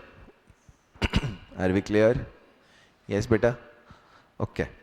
Now, moving forward, let us understand. It is the total expenditure towards investment goods and includes assets, machinery, etc. purchased by business producing units on account of asset production, machinery equipment by producing units. मतलब तुम समझो, अगर मैं siemens हूँ, ठीक है, German engineering company है siemens. Yes, if I am siemens and I am producing machines for all my clients, मेरा खुद का फैक्ट्री है, सब कुछ है, और जो भी क्लाइंट मेरे को देता है उसके हिसाब से मैं मशीन्स वगैरह करके दे देता हूँ. I am Siemens is usually into computer network and other such technologies. तो अब मेरे को राउटर बनाने का है, तो will I go out and purchase a router और will I make one for myself? I will make one myself ना. तो कह रहे कि अगर Siemens is doing own production of assets, machinery, equipment, etc., then also it is to be included. Just because तुमने खुद produce किया है और उसके लिए कोई पैसा नहीं दिया है, doesn't mean कि it will not be included. It will come in GDCF. It will come in GDCF. Expenditure on changes in inventories. Did we talk about this? Yes. Land and residential building purchased constructed by consumer household. Did we talk about this? Yes. Expenditure on acquisition of valuables by household, example jewellery. हमने बात किया jewellery के बारे में. Yes, कृति ने घर और jewellery लिया था, तो ये सब किस में आ जाता है बेटा? GDCF. अच्छा सर, इसीलिए आपने यहाँ पे IE लिखा था, बट यहाँ पे कहीं IE नहीं आया था. हाँ, कळलं तुम्हाला म्हणली हो. यस, ठीक है. Net exports. It is the total of what foreign country spends on goods and services of the national economy over and above what the economy spends on output of the foreign countries. मतलब मेरा exports minus imports, exports minus imports. ठीक है, इसको NX भी लिखते हैं, net exports. ठीक है, net exports मतलब क्या? इतना import किया तो पैसा दिया, इतना एक्सपोर्ट किया तो पैसा आया, टोटल कितना? अच्छा, अगर मेरा इंपोर्ट ज़्यादा है तो मेरा आंसर नेगेटिव आ जाएगा, अगर एक्सपोर्ट ज़्यादा है तो पॉजिटिव आ जाएगा. दोनों चीज़ें पॉसिबल है. यस, बट आपको एग्जाम में कैसे मामू बनाएंगे पता है? नाम क्या है इसका? नाम क्या है इसका? Net exports. नाम क्या है इसका? Net exports. आपको बहुत प्यार से लंबे से लिस्ट में एक सुमड़ी में कुमड़ी में आपको देंगे नेट इंपोर्ट्स. नेट इंपोर्ट्स देंगे आपको. आप बोलो कि यार मैंने तो हमेशा नेट एक्सपोर्ट किया है, ये तो वही होगा. मैं डिब्बा हो सकता हूँ, ICAI गलत क्वेश्चन नहीं दे सकता. ठीक है, और तुमको दिया होगा net imports equal to 10 rupees, 100 rupees ले लो, और तुम उसको इक्वेशन में करके आओगे C + I + G + X - M. तुमने कर दिया +100 और तुम्हारा आंसर हो जाएगा रॉन्ग. तो मैं करना क्या है सर? बेटा नेट इंपोर्ट्स है, मतलब तुम्हारा नेगेटिव एक्सपोर्ट्स है, तो तुम्हें खाली उसके आगे माइनस लगा देना है. ये बन जाएगा आपका नेट एक्सपोर्ट्स. सो जब भी नेट इंपोर्ट दिया है हम बोलेंगे माइनस, और नेट एक्सपोर्ट दिया तो हम लिखेंगे प्लस. क्लियर छे? पक्का? Yes, okay. In most situations where consumption pattern and expenditure data is easily available, appropriate for sectors like construction where this method is used, most suitable in cases where commodity flow data is captured, example with implementation of GST. Difficult to measure capital formation both domestic and foreign. It may not be easy to differentiate between final consumption expenditure and capital formation in certain cases, leading to double counting of the same expenditure. Are we clear? Yes. Okay. GDP and welfare. ठीक है, अब वो बताते हैं कि भाई तू जो अभी तक गिनते आ रहा है चैप्टर में GDP, उससे वेलफेयर कैसे पता चलता है? मतलब क्या लोगों की लिविंग कंडीशंस है, क्या लोगों की इकोनॉमिक कंडीशंस है, वो हम कितना ट्रेस कर सकते हैं फ्रॉम GDP. क्या GDP हमें बता सकता है कि लोगों के हालात क्या है, उनके दुख दर्द क्या है? क्या हमें वो बता सकता है कि नहीं बता सकता है? उसके बारे में ये पॉइंट्स है. Income distributions and therefore GDP per capita is completely inadequate measure of welfare. पहले लाइन में इसको गाली दे रहे हैं, ठीक है, कि पूरी तरह निकम्मा है. है ना? यस, मैं बोलता हूँ दिव्य जैसा आदमी मैंने कभी नहीं देखा, इतना नालायक, इतना निकम्मा, इतना बिन काम का। ठीक है, फर्स्ट लाइन में भर के बेइज्जती कर रहा है इसकी। Countries may have significantly different income distributions and different levels of overall well-being. Quality improvement in system and processes due to technological as well as managerial informations which reflect true growth in output from year to year, ये नहीं दिखाया जाता. Productions hidden from the government authorities either because of those engaged in evading taxes, मतलब tax की चोरी करना चाहता है, जैसे पूर्वी ने बोला ना. यस, तो उर्वी ने, तुम लोग ने कभी उर्वी की बातें ध्यान से सुनी है ना? तुमने कभी उसे ध्यान से सुनी है? एकदम उसका टेढ़ा दिमाग चलता है, ठीक है, बराबर का. उस दिन मैं जब जीएसटी और बिल सब सिखा रहा था ना, नहीं नहीं, क्या सिखा रहा था वो? डेप्रिसिएशन. तो बोल रही थी कि सर बताने का ही नहीं ना, बिल नहीं देने का, 1 साल से मशीन पड़ा है, वो हम क्यों बताएंगे किसी को?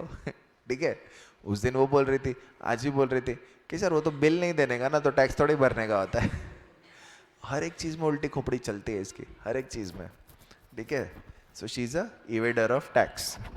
ठीक है, non market production and non-economic contributions to well-being, example health of country citizen, education level, political participation may significantly affect well-being, जिसका हम जीडीपी में कैलकुलेट नहीं कर सकते. The disutilities of loss of leisure time.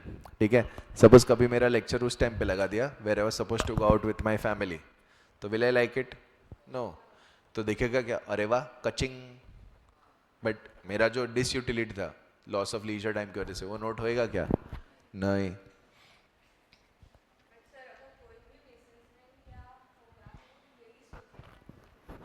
हाँ, बट बेटा देखो, आपकी बात अगेन सही है, बट बात कैसे है ना बेटा, economy is not suppose to use human beings like a treadmill पे भागने वाला वो चूहा, just to get some output out of it. Economy इंसानों के लिए, इंसानों इकोनॉमी के लिए नहीं है. Why are we studying the economy? So that we can have well-being. Why are we trying to earn money? So that we have well-being, we have a life. If we are used completely in earning that money, what kind of life will we get out of that money? So yes, we have to think about productivity, we have to think about everything, but we have to also remember कि भाई productivity एक बार कम होती है ना तो चलेगा, सामने इंसान का leisure time और जो जिंदगी जीने का है वो, मतलब मैं बोलूँ कि नहीं आज से पूरा देश हर रोज काम करेगा तो सेंस बनता है. I want to achieve economic growth, तो 6 दिन तो हम ऑलरेडी काम कर रहे हैं. यस, तुम 7वें दिन करवा के इकोनॉमी को ग्रो करवा के क्या अचीव कर लोगे? Right, so that the balance, that has to be the balance. Economic bads जैसे crime, pollution, traffic congestion which makes us worse off. ठीक है, the volunteer work and services rendered without remuneration undertaken even though such work can contribute to social wellbeing as much as paid work, but इसको consider नहीं किया जाता. Many things that contribute to our economic welfare, leisure time, fairness, gender equality, security of community, etc. इसको नहीं लिया जाता. The distinction between production that makes us better off and production that only prevents us from becoming worse off. Example, defense expenditure as police protection increased on police due to increase in crimes may increase GDP, but these expenses only prevent us from becoming worse off. So GDP बोलेगा, अरे India ने GDP बहुत grow किया है, but तुमने guns and बंदूक वो सभी बनाया है, तो is my country better off? No, but is the GDP better off? Yes. Clear? Leisure मतलब आराम का समय. ठीक है, I want to chill, I want to relax, that is leisure. I am doing my favourite activities, I am sitting by the window, I am sleeping, ऐसा. Leisure मतलब something that I am happy to do. Okay, चलो. Estimation by value added method हमने कर लिया था, है ना. Relationship between income measures अब कर लेते हैं. ठीक है, everybody close your books, close your books. Text books please बंद कर दो, टेक्स्ट बुक्स प्लीज बंद कर दो, आज ही करना. ठीक है, now let us understand. GDP at market prices of a particular country for a year are 1100 crores. ठीक है, तो अपन यहाँ पे लिखते हैं जीडीपी एमपी हमको दिया हुआ है एज 1100 crores. नहीं यार, यहाँ पे मज़ा नहीं आएगा. ठीक है, यहाँ पे ही लिखते हैं.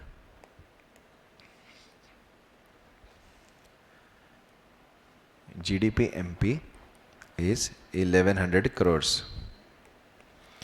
ठीक है. Net factor income from abroad was 100 crores. NFIA is 100 crores. The value of indirect taxes minus subsidies was 150 crores. मतलब NIT हमको सीधा सीधा NIT दिया हुआ है. Okay. Urvi shut up. And national income was 850 crores. National income was 850 crores.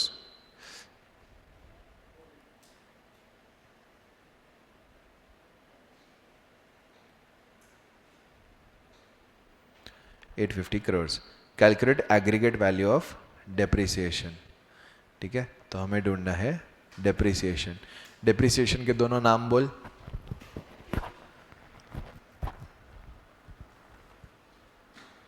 Consumption of fixed capital and replacement cost. Okay. चलो अभी हमें क्या चाहिए? डेप्रिसिएशन. डेप्रिसिएशन ढूंढने के लिए हमें करना होता है ग्रॉस माइनस नेट. ठीक है. तो हमारे पास ग्रॉस है, यस. नेट है, यस. चलो चालू करते हैं फ्रॉम जीडीपी एमपी. अब जीडीपी एमपी को मुझे एनएनपी एफसी बनाना है. ठीक है. तो तुम्हें पता है will go letter by letter from the left. ठीक है. ग्रॉस को नेट करना है.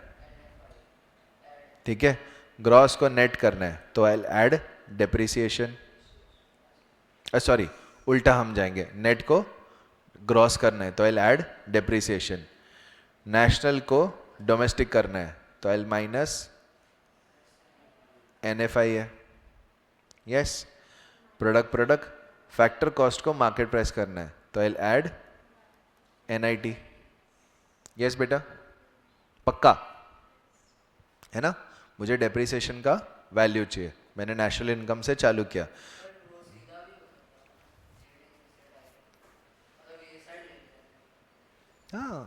हाँ लेना भाई, वैसे भी लिख देते हैं. NNPFC यहाँ पे दिया हुआ है is equal to GDP MP. Gross को नेट करने के लिए माइनस डेप्रिसिएशन, डोमेस्टिक को नेशनल करने के लिए ऐड NFI है, और फैक्टर कॉस्ट को मार्केट प्राइस करने के लिए हाँ मैं वही सोचूं. तू प्लस बोला ना पहले, माइनस ही बोला. Okay sorry. ठीक है. तो मार्केट प्राइस का फैक्टर कॉस्ट करने के लिए माइनस NIT. ठीक है. चलो करते हैं. कैलसी वापरो बेटा. 1100 is equal to 850 plus depreciation minus 100 plus 150. तो ये 50 और ये 50. 1100 is equals to 900 plus depreciation. Therefore depreciation will be equal to 200. दूसरे मेथड से भी देख लेते हैं. ठीक है. ये वाले से 850 is equals to 1100 minus D plus NFI कितना है 100 minus NIT 150. 850 is equals to 1100 minus 50 ना. तो ये हो जाएगा 1050 माइनस डेप्रिसिएशन. डेप्रिसिएशन यहाँ जाएगा. Depreciation is equals to 1050 minus 850 that is equals to 200. कळलं तुम्हाला मंडली हो. ओके. ठीक है. Answer is 200 crores. हाश. ओके. चलो रिलेशनशिप बिटवीन. हाँ बेटू. हाँ यही है एग्जाम्पल. बुक में ही दिया हुआ है. बुक में है बेटा. जो हमने किया ना बुक में ही है. ठीक है. Okay. Net national product eight factor cost for a particular country is 1900 crores. ठीक है. लिख लेते हैं. Okay. NNPFC NNPFC is 1900 crores. Okay. There are no interest payment made by households to the firm, to the government, or by firms or the government to the household. ठीक है, मतलब कोई भी इंटरेस्ट पेमेंट्स नहीं है. National debt interest जो आता है ना अपने को, वो सब कुछ भी नहीं है. Okay, so there are no interest payments. The PDI of household is 1200 crores. Personal disposable income is 1200 crores. हाँ बेटा, बहुत ध्यान रखना, 200 crores हमेशा, 200 crores अमाउंट में फाइनली वो आना ही चाहिए. ठीक है. Now what else do I have? The personal income taxes paid by them were 600 crores. ठीक है. सो जो टैक्सेस थे, पर्सनल टैक्सेस थे, was 600 crores. Okay. And the value of retained earning of the firm and government is valued at 200 crores. ठीक है. तो जो retained earnings है इज कितना था? 200 crores. 200 crores. Okay. What is the value of transfer payment made by the government and firms to the household? ठीक है. सो हमारा जो ट्रांसफर पेमेंट्स है वो कितना है? ट्रांसफर पेमेंट्स कितना है? ठीक है. Please try this sum. Please try this सम.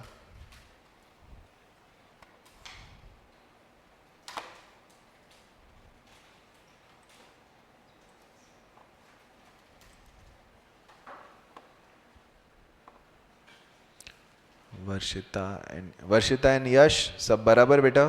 कोई डाउट्स, कोई क्वेश्चंस? No sir. यशु बहुत ध्यान से बैठा होगा तू. हाँ सर. हाँ बेटा, कोई डाउट्स या क्वेश्चंस? नहीं सर. नहीं बेटा. ओके बेटा, ठीक है. यशु सुनना,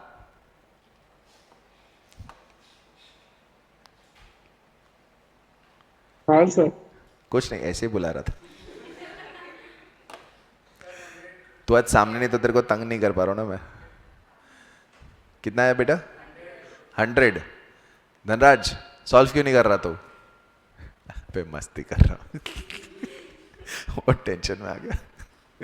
ठीक है. स्नेहा ड्राइंग हो गई बेटा? You not drawing? Then find out the answer fast on the calculator. No, what you can do on the calculator, why are you doing it in the notebook? That's why I'm calling it drawing. हाँ बेटा, वो मेरे को दिखा. तेरा paper अभी 50 mark का छूटने वाला है, वो मेरे को दिख रहा है. We are going to get 50 on 50 only. Yes बेटा, you'll finish. But will the paper time be there till then? No. See, don't say such things. When you say such things about yourself, now you're only reinforcing something negative about yourself. You don't have to be like the formula is easy, I'm just trying to, do that. When I was writing the sum, even I was trying to think, हाँ, personal, हाँ, give yourself that time, no? Yes, ऐसा बोलने का नहीं कि easy है but मेरे को time लगता है. Don't speak such things about yourself. Okay? चलो, आंसर क्या है मंडली? 100 crores. देखते तुम सही हो या गलत. ठीक है. Is the answer 100 crores? Yes.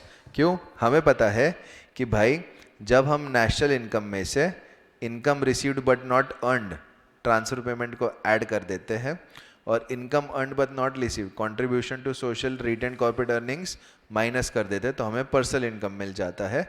और उसमें से जब टैक्सेस माइनस करेंगे तो पर्सनल डिस्पोजेबल इनकम मिल जाएगा. ठीक है. तो बस हमें ये याद रखना था. Are we clear? जिसको भी आंसर नहीं आया एटलीस्ट समझ में आया? समझ में आया बेटा?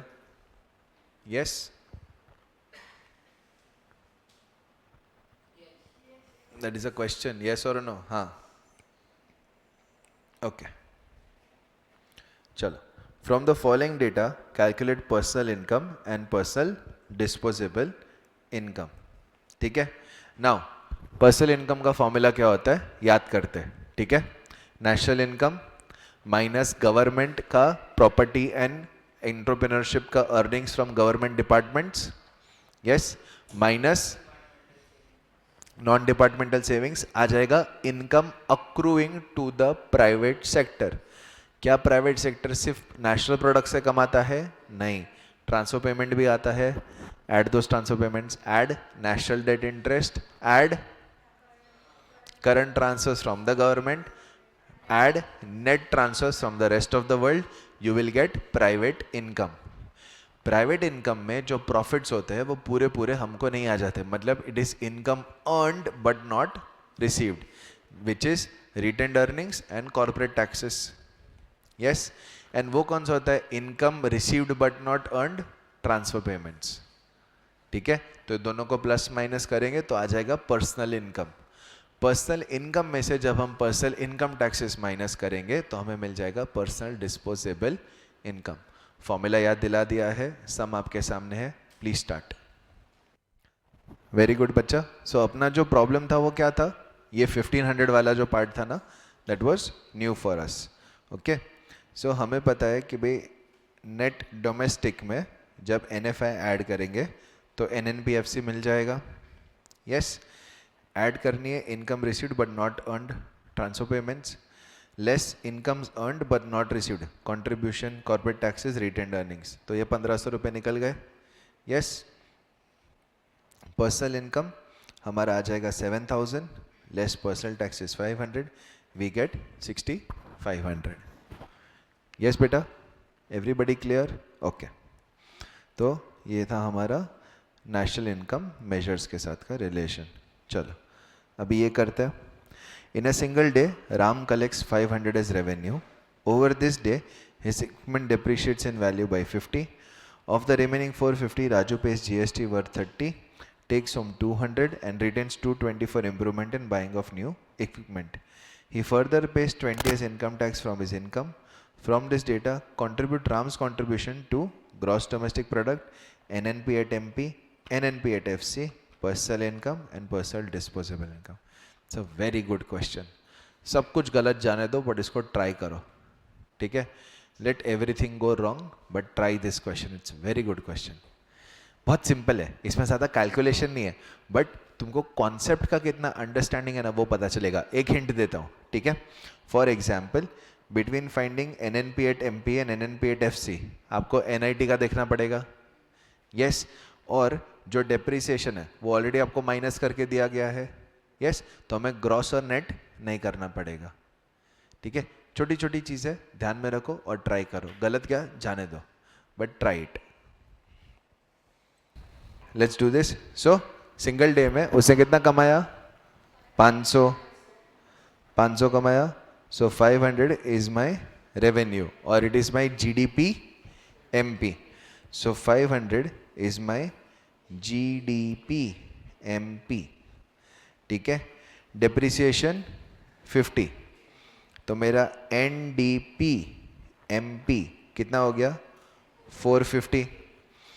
Is there any NFI? No. So 450 will become my NNP at MP. Yes, MP को FC करना है मुझे, MP को FC करना है, तो माइनस करूंगा NIT विच इज 30 रुपीज़, तो मुझे मिल गया 420, मुझे मिल गया 420। अगर हम लोग कंजम्पशन से वेट ढूंढ रहे हैं, मतलब कितना मैंने कंज्यूम किया, कितना मैंने सेव किया, तो आई विल सब्ट्रैक्ट द 220 जो उसने रख दिया है। But since now we are doing it from the simpler way, हम लोग सिंपली क्या करेंगे कि 420 रुपये बचा, ठीक है, उसमें से उसने पर्सनल इनकम टैक्स कितना दिया? 20, तो 20 माइनस करो, 400 is his personal disposable income. Clear है बेटा? यस। एंड नाउ जो हमने पहले डिस्कस किया कि पर्सनल डिस्पोजेबल का नेट कंजम्पशन आएगा, यस, 200 जो वो लेके गया माइनस 20 रुपये का टैक्स, और उसने जो सेविंग्स किया विच इज़ 220। और यही फॉर्मूला अभी ना हम लोग को कीनेशियन थियरी जो हम चालू करेंगे उसमें आने वाला है कि income is equals to consumption plus savings. क्या बोलता है? आप जो इनकम कमाते हो या तो उससे कंजम्पशन करोगे या तो उससे सेव करोगे। है ना. तो जो कंजम्पशन है दैट वाज 180 एंड जो सेविंग्स है वो है 220. तो तुम्हारा इनकम कितना हो गया 400. इन अ क्रूड वे ये आपको समझाया है. ठीक है. Are we clear? With this our theory and understanding of chapter 6 unit 1 comes to an end. ठीक है. इसके बाद will be starting with the Keynesian theory of determination of national income. And ये बहुत ही ज़्यादा नया एंड बहुत ही ज़्यादा detailed part of the chapter है. इसको अच्छे से समझना हमारे लिए बहुत ज़रूरी है क्योंकि इसमें से बहुत सारे न्यूमेरिकल्स आते हैं. Are we clear? Yes. Sir. चलो. ओके. आपको वर्षिता और एक बार समझना है ना बेटा? हाँ सर. हाँ. ओके. देखो. सो हम जितना रेवेन्यू कमाते हैं, ठीक है, या मार्केट प्राइसेस पे जो हमने कमाया दैट इज 500 रुपीज, तो वो आ गया हमारा GDP which is equal to GNP since there is no net factor income from abroad. है ना? Yes sir. तो domestic can become national with NFIA, but NFIA तो है ही नहीं. एनएफआईए तो है ही नहीं. ठीक है. तो now gross minus depreciation is equal to net. तो हमने वही किया.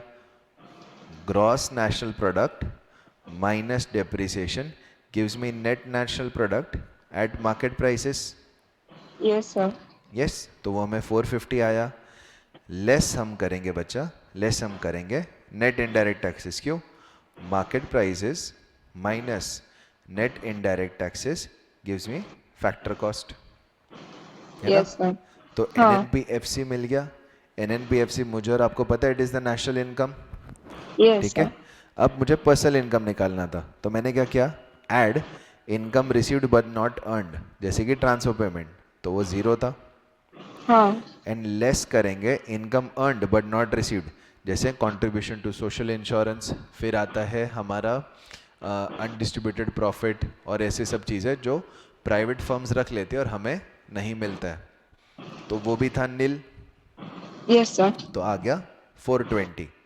अब उसमें से पर्सनल इनकम टैक्स माइनस कर देंगे तो आ जाएगा पर्सनल डिस्पोजेबल इनकम. क्लियर बेटू? Yes sir. यस. और दूसरा अप्रोच क्या है? जो दो मेथड से किया उसका फाइनल आंसर अलग आ रहा है, बट नहीं बच्चा, फाइनल आंसर 400 ही आएगा. ठीक है. फाइनल आंसर 400 ही आएगा. जो मैंने आपको बोला ना कि हम 220 ऐड कर देंगे. सी बेटा, वो क्या बोल रहा है कि फाइनली वो घर पे कितना लेके गया. देखो यहाँ पे उसने क्या बोला है कि वो 220. हाँ नहीं, ही टेक्स होम 200 एंड रिटेन्स 220. ठीक है. तो वो घर लेके गया 200, उसमें से उसको टैक्स देना पड़ा 20. बराबर. तो उसका हो गया 180 प्लस उसे जो 220 रुपए बचा के रखे दैट बिकम्स 400. अच्छा, के वो उसमें प्लस करना था वो दूसरी वाली मेथड में. हाँ बेटा, कि वो बोल रहा है कि कितना तुमने कंजम्पशन के लिए यूज किया और कितना तुमने सेव किया. तो इसलिए मैंने वो फॉर्मूला समझा ना, income is equals to consumption plus savings. तो हमने उल्टा अप्रोच किया. हमने बोला फाइनली वो 200 रुपये घर पे लेके जा रहा है और सेविंग कर रहा है वो 220 का, बट ये इनकम में से उसको 20 रुपीज़ टैक्स देना बाकी था.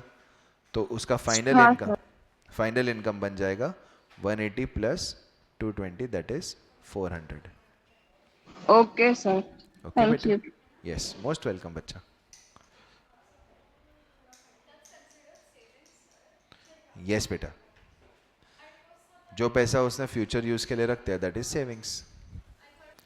देखो, अगर हम राम को एज अ फर्म ट्रीट करें, not as a person but as a firm, तो फर्म ने रिटेन्ड अर्निंग्स अपने पास रख लिया 220, तो पर्सनल इनकम कितना हो जाएगा 200. उसमें से हमने टैक्स दे दिया 20 रुपए, तो हमारा पर्सनल डिस्पोजेबल इनकम हो जाना चाहिए 180. बराबर. बट फर्म तो है ही नहीं. जो 220 रुपए वो मेरी राइट पॉकेट में, जो 180 रुपए मेरी लेफ्ट पॉकेट में. तो अल्टीमेटली मेरे पास कितना है 400. How I use that 400 is up to me. मुझे उसमें 220 सेव करना है. ओके. बट अगर मैं राम को एज फर्म ट्रीट करता तो मैं क्या बोलता कि हाँ भाई, प्राइवेट इनकम इज 400, उसमें से फर्म ने अनडिस्ट्रीब्यूटेड प्रॉफिट रख लिया या रिटेन्ड अर्निंग रख लिया, तो पर्सनल इनकम हो जाएगा 400 माइनस 220, सॉरी 420 माइनस 220, बराबर। और फिर वो 220 में से मेरा जाएगा 420 माइनस 220 आ जाएगा 200, एंड 200 में से मेरा जाएगा पर्सनल इनकम टैक्स 20 रुपये, एंड आई विल गेट 180। ठीक है, बट यहाँ पे राम है, इंसान है, तो savings right pocket, expense left pocket, same ही आ रहा है। ठीक है, बट जब फर्म की तरह आएगा तो क्या हमें फर्म का अनडिस्ट्रीब्यूटेड प्रॉफिट और रिटेन्ड अर्निंग्स मिलता है? नहीं। Does it become part of a personal income? No. Clear? Okay, alright kids, let's begin now. This chapter you have never done before. This chapter का आपको कोई भी आइडिया नहीं है, not from 12th standard, 11th और anything. Okay, it's a fresh piece of cake in front of you. We'll capture it, we'll understand it, we'll eat it very nicely and enjoy it, hopefully, but only if you pay attention. ठीक है, now सबसे पहले बात क्या हो रही है वो समझो। ठीक है, so we are talking about an economist who became very famous during the Great Depression of 1929. ठीक है, 1929 में जब ग्रेट डिप्रेशन आया था तो everybody was trying to come up with policies. ठीक है, कि ये करो वो करो ये करो वो करो। The person who came up with the most profound work was sir John Maynard Keynes, and उनके नाम पे बना ये कीनेशियन थियरी। ठीक है, और भी बहुत सारा उन्होंने काम किया है। He is known as the father of modern economics और मैक्रो इकोनॉमिक्स। ठीक है, फिस्कल पॉलिसी, मनी मार्केट, ये सब भी चीज करेंगे ना, उसमें ये नाम आप सुनते ही रहोगे।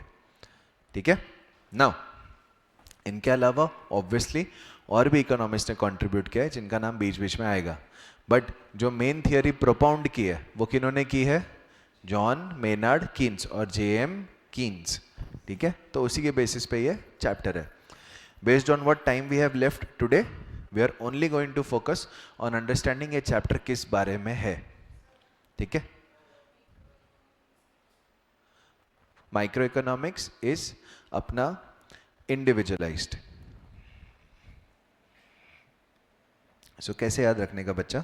What we can do is simply you write micro and you write macro. ठीक है, इसमें आप देख सकते हो ए आता है और आई आता है। ठीक है, तो माइक्रो इकोनॉमिक्स वो है जो इंडिविजुअल से रिलेट करता है, मतलब एक आदमी, एक सोसाइटी, एक फर्म, एक इंडस्ट्री, ऐसा। जो मैक्रो होता है बेटा, that talks about aggregates. Aggregates मतलब सब कुछ का टोटल, मतलब सब इकट्ठा कैसे चलेगा, सब इकट्ठा कैसे होएगा।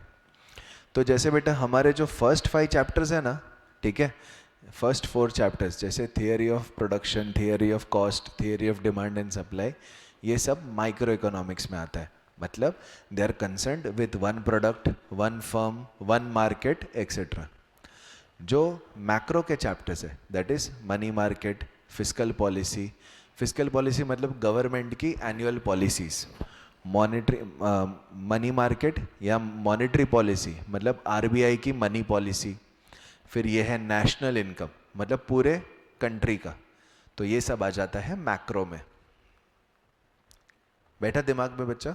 यस, सो ये आ जाता है मैक्रो में, मतलब it relates to the whole economy, it relates to the totality of the economy. Clear बेटा? Yes, Dhanraj, why do you look so interested in the chapter बेटा? हाँ ठीक है, okay. Now so let's understand Keynesian theory. Now बेटा एक बात समझो, economist जो है वो करंट सिचुएशन के बेसिस पे फ्यूचर सिचुएशन को प्रेडिक्ट करके ठीक करना चाहते हैं। तो हमारे इकोनॉमिक्स में जो काफ़ी सारे टूल्स होते हैं, they are about how can we correct this situation, how can we achieve this situation, और यही चीज़ यहाँ पे भी हो रही है। ठीक है, we are more concerned with how can we achieve a equilibrium in our economy. Now इसका मतलब क्या होता है? आपको थोड़ा सा माइक्रो इकोनॉमिक्स का आइडिया होगा। हम बोलते हैं something called as break even point. Break even point बोलते हैं ना, जहाँ मेरा खर्चा और कॉस्ट इक्वल हो जाता है, फिर मैं प्रॉफिट कमा सकता हूँ, उसके नीचे लॉस है। फिर आता है इक्विलिब्रियम, जहाँ डिमांड एंड सप्लाई एक हो जाता है। यस, हमने अभी रिसेंटली किया था ना equilibrium point, equilibrium price and quantity. वही चीज़ बेटा जब मैक्रो इकोनॉमिक्स की बात करें, पूरे कंट्री की बात करें, तो कहाँ पे हो सकता है? तो that is when the aggregate demand is equal to the aggregate supply. तुमने डिमांड और सप्लाई पढ़ा है? यस, एग्रीगेट डिमांड मतलब सारे प्रोडक्ट्स की total demand done by the people during a given period of time.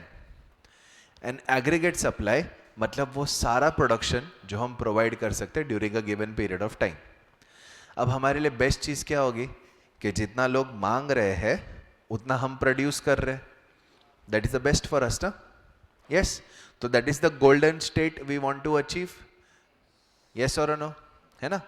सो ये जो चैप्टर है यह हमें बताता है कि एग्रीगेट डिमांड किन चीज़ों से बनता है, एग्रीगेट सप्लाई किन चीज़ों से बनता है, हम उसको अचीव कैसे कर सकते हैं। ठीक है, while doing that obviously we can understand two more things। अब ये क्या है? एग्रीगेट डिमांड, डिमांड मतलब यू आर विलिंग टू पे, तो एग्रीगेट डिमांड मतलब टोटल खर्चा जो लोग करने को रेडी है इन द इकोनॉमी। ठीक है, एग्रीगेट सप्लाई, सप्लाई मतलब तुम जितने का सामान बेचोगे, जितने का तुम सामान बेचोगे उतना ही तुम कमाओगे। यस और नो? यस, तो एग्रीगेट सप्लाई को इनकम भी कहते हैं और एग्रीगेट डिमांड को एक्सपेंडिचर भी आप देख सकते हो। तो जहां मेरा total expenditure of the country is equal to the total income of the country, उसको मैं इक्विलिब्रियम बोलता हूँ क्रूड भाषा में। सर आप एक क्रूड भाषा मतलब लेमैन को समझ में आ जाए, किसी को एक एग्जाम्पल से थोड़ा कॉन्सेप्ट दिमाग में बिठाना हो तो जो हम भाषा में समझाते हैं वो, not with technicality but just for perspective. Okay, दूसरा तरीका क्या है बेटा? एग्रीगेट सप्लाई जो है, ठीक है, that is all the goods and services in the economy. तो ये कब अचीव होता है? जब हमारी कंट्री के सारे रिसोर्सेज फुल एम्प्लॉयमेंट पे हो। ये सारी चीजें वापस डिस्कस होंगी, बिल्कुल फिक्र मत करो। बट फुल एम्प्लॉयमेंट मतलब क्या? जिन भी लोगों को काम करना है उनको काम है at the prevailing market prices. तो सब लोग काम कर पा रहे? यस, तो that is a good thing we want to achieve. Yes, तो वह एग्रीगेट सप्लाई और एग्रीगेट डिमांड के थ्रू हम अचीव कर पाते हैं। किसी भी गवर्नमेंट का ना दो तीन ही चिंता होती है, एक इकोनॉमिक डेवलपमेंट होना चाहिए, दूसरा अनएम्प्लॉयमेंट कम या जीरो होना चाहिए, एंड तीसरा हमारा जो नेशनल इनकम है या इनकम डिस्ट्रीब्यूशन है वो दोनों ही बहुत अच्छे से होने चाहिए। ठीक है, तो ये सारी चीज़ों को ध्यान में रखते हुए ये चैप्टर बनाया गया है जो आपको बताता है कि एक मैक्रो इकोनॉमिक इक्विलिब्रियम कैसे अचीव हो सकता है और इन रियलिटी आपकी इकोनॉमी काम कैसे करती है। Do we get the point? Yes, okay, let us understand. J.M. Keynes has invented new tools and techniques for economic analysis such as consumption function, multiplier, marginal efficiency of capital, liquidity preference, effective demand, etc. Keynes' theory is known as theory of employment and theory of income. According to Keynesian theory, volume of employment depends on the level of national income and output. It can be analyzed in three models based on the number of sectors in the economy. Two sector model, household and firms. Three sector, household, firms and government. Four sector, household, business, government and foreign sectors. अब in reality आज majority economy कौन सी है? 3, 4 या 2? 4। तो 2 और 3 क्यों दिया है? हमारे अंडरस्टैंडिंग के लिए। मैं आपको सीधा सेंटेंस लिखने का बोलूँगा तो नहीं होगा, but I can tell you to write words then make a sentence then make an essay, no? ऐसा, ठीक है? चलो, conceptual framework. The following concept should be borne in mind while studying the Keynesian theory. Equilibrium seeks to identify equilibrium level of national income. Okay, means a state or a situation where there is no tendency to change. ठीक है, that perfect spot we have hit occurs when desired level of output demanded by all sectors equals the level of output produced during that time period. Aggregate demand is equal to aggregate supply. This means that production plans of business firms should match with the consumption expenditure plans of the consumer sectors. Okay, let's talk about aggregate demand. Demand तो हमें पता ही है. Yes, Sleepy Dhanraj. Yes बेटा. Okay, but what makes aggregate demand वो समझते हैं. Aggregate demand covers demand for consumer goods and demand for investment goods. ठीक है, मैंने आपको कल बोला था कि मैं आपको एक्सपेंडिचर मेथड लास्ट में सिखाऊंगा, क्योंकि एक्सपेंडिचर मेथड की सारी चीज़ें यूज होंगी इन द कीनेशन थियरी. अभी थोड़ी देर पहले बेटा we had done this C plus I plus G plus X minus M. Yes और नो, है ना. हाउस होल्ड करता है कंजम्पशन एक्सपेंडिचर, फर्म करता है इन्वेस्टमेंट, गवर्नमेंट करता है government, rest of the world करता है नेट एक्सपोर्ट्स. यस बेटा, वही चीज अब यहां पे देखो. Now Tanishka, my question to you. यहां पे दिया हुआ है aggregate demand is total consumption expenditure plus total investment expenditure. अगर कंजम्पशन और इन्वेस्टमेंट की बात हो रही है तो which sector model it is, 2, 3 और 4?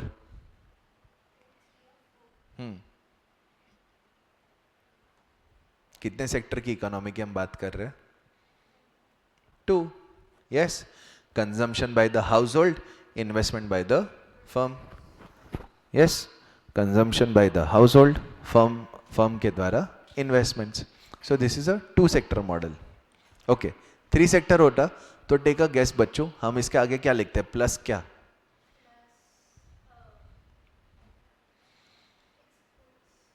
Plus government ji.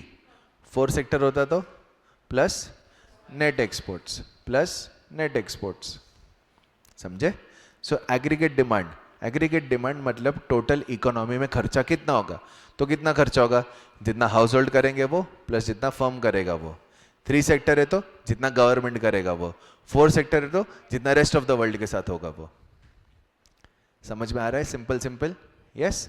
So in short run demand for investment good is constant. Okay, and hence aggregate demand is largely determined by consumption of good. So AD equals to C plus IK. वो क्या बोलता है? Short run में हम लोग investments वगैरह इतना change नहीं कर सकते. मतलब सडनली बहुत सारी फैक्ट्रीज लगने लगी, सडनली ऐसा सब नहीं होता. लॉन्ग रन में होता है, शॉर्ट रन में नहीं होता है. तो शॉर्ट रन में मोटा मोटी इन्वेस्टमेंट अमाउंट सेम रहेगा. मतलब फर्म्स जो इन्वेस्टमेंट का खर्चा कर रही है वो सेम ही रहेगा. अब मुझे एक बात बताओ, ठीक है. सपोज मैं और दिव्या, ठीक है, हम लोग हॉस्टल में साथ में रहते हैं.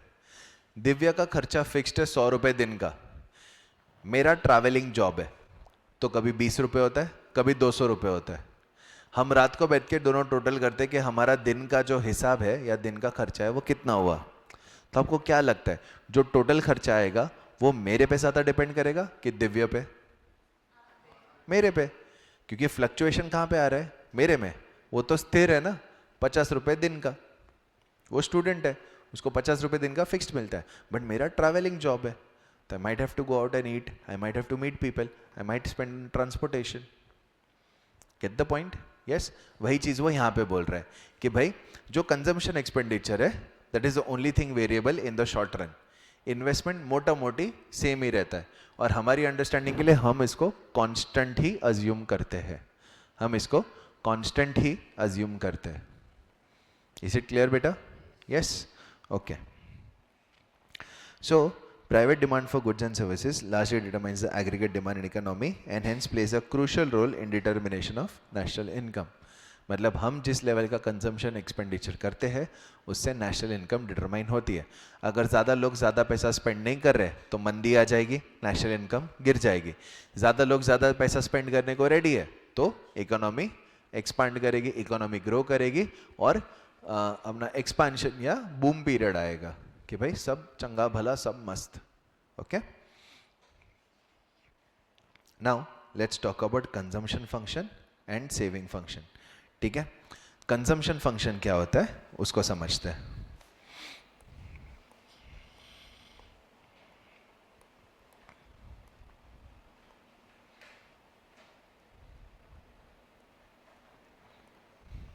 ना बेटा मैं कह रहा हूँ एग्रीगेट डिमांड जो है ना that is consumption plus investment expenditure.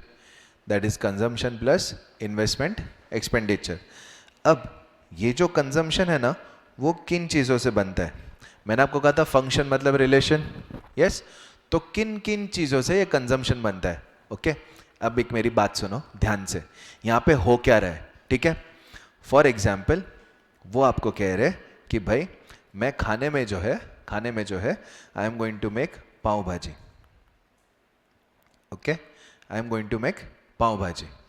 अब पाव भाजी के लिए I need 2 ingredients, pav and bhaji. फिर मैं आपको बोल रहा हूं ये जो पाव है it is made up of maida plus sugar plus yeast what, और जो भाजी है it is made up of aloo plus kanda plus X plus Y. Yes और नो? ये एग्जाम्पल बैठा दिमाग में? ये लोग कीनेशन फंक्शन के बारे में ऐसे ही बात करेंगे, आपको बोलेंगे एडी बहुत सिंपल है Yash, AD equals to C plus I plus G plus X minus M. मैं बोलूंगा मस्त है यार। फिर वो बोलेगा कि अच्छा बट ये जो सी है ना ये कैसे बनता है तेरे को पता है? कंजम्पशन फंक्शन से। समझे? वो बोलेगा खाने में पाव भाजी बना दे, मैं कहा बहुत सिंपल है, पाव और भाजी बस सॉर्टेड। लेकिन बट तेरे को पता है भाजी कितने चीजों से बनती है? मैं कहा नहीं। बोलता है आजा आलू ले, कांदा ले, टमाटर ले, कैप्सिकम ले, सब कुछ ले, फिर मसाला डाल, ये कर वो कर, बट अल्टीमेटली बनने क्या वाला है? भाजी। तो वही चीज बेटा यहाँ पे हो रही है। आपको क्या समझना है? C plus I plus G plus X minus M, but वो सब कुछ समझाएगा कि सी कैसे बना, जी कैसे बना, आई कैसे बना, ये सब। ठीक है? So we have to understand the components that make consumption. मतलब भाजी बनने वाली पता है, बट भाजी में क्या क्या आता है वो हमें समझना है। मेंटालिटी बैठा बराबर? यस। समझा हो क्या रहा है? हमारा कंसर्न क्या है? सी प्लस आई, बट वो सी का जो अमाउंट है वो कैसे आएगा वो अब हम निकालेंगे। Is it clear? यस बेटा। स्नेहा प्लानिंग अ मैनिक्योर बेटा? नो ना, pay attention. Okay now look over here. वो बोल रहा है there is something called as consumption function. ठीक है? मतलब हमको जो फाइनली कंजम्पशन आता है वो बनता कैसे?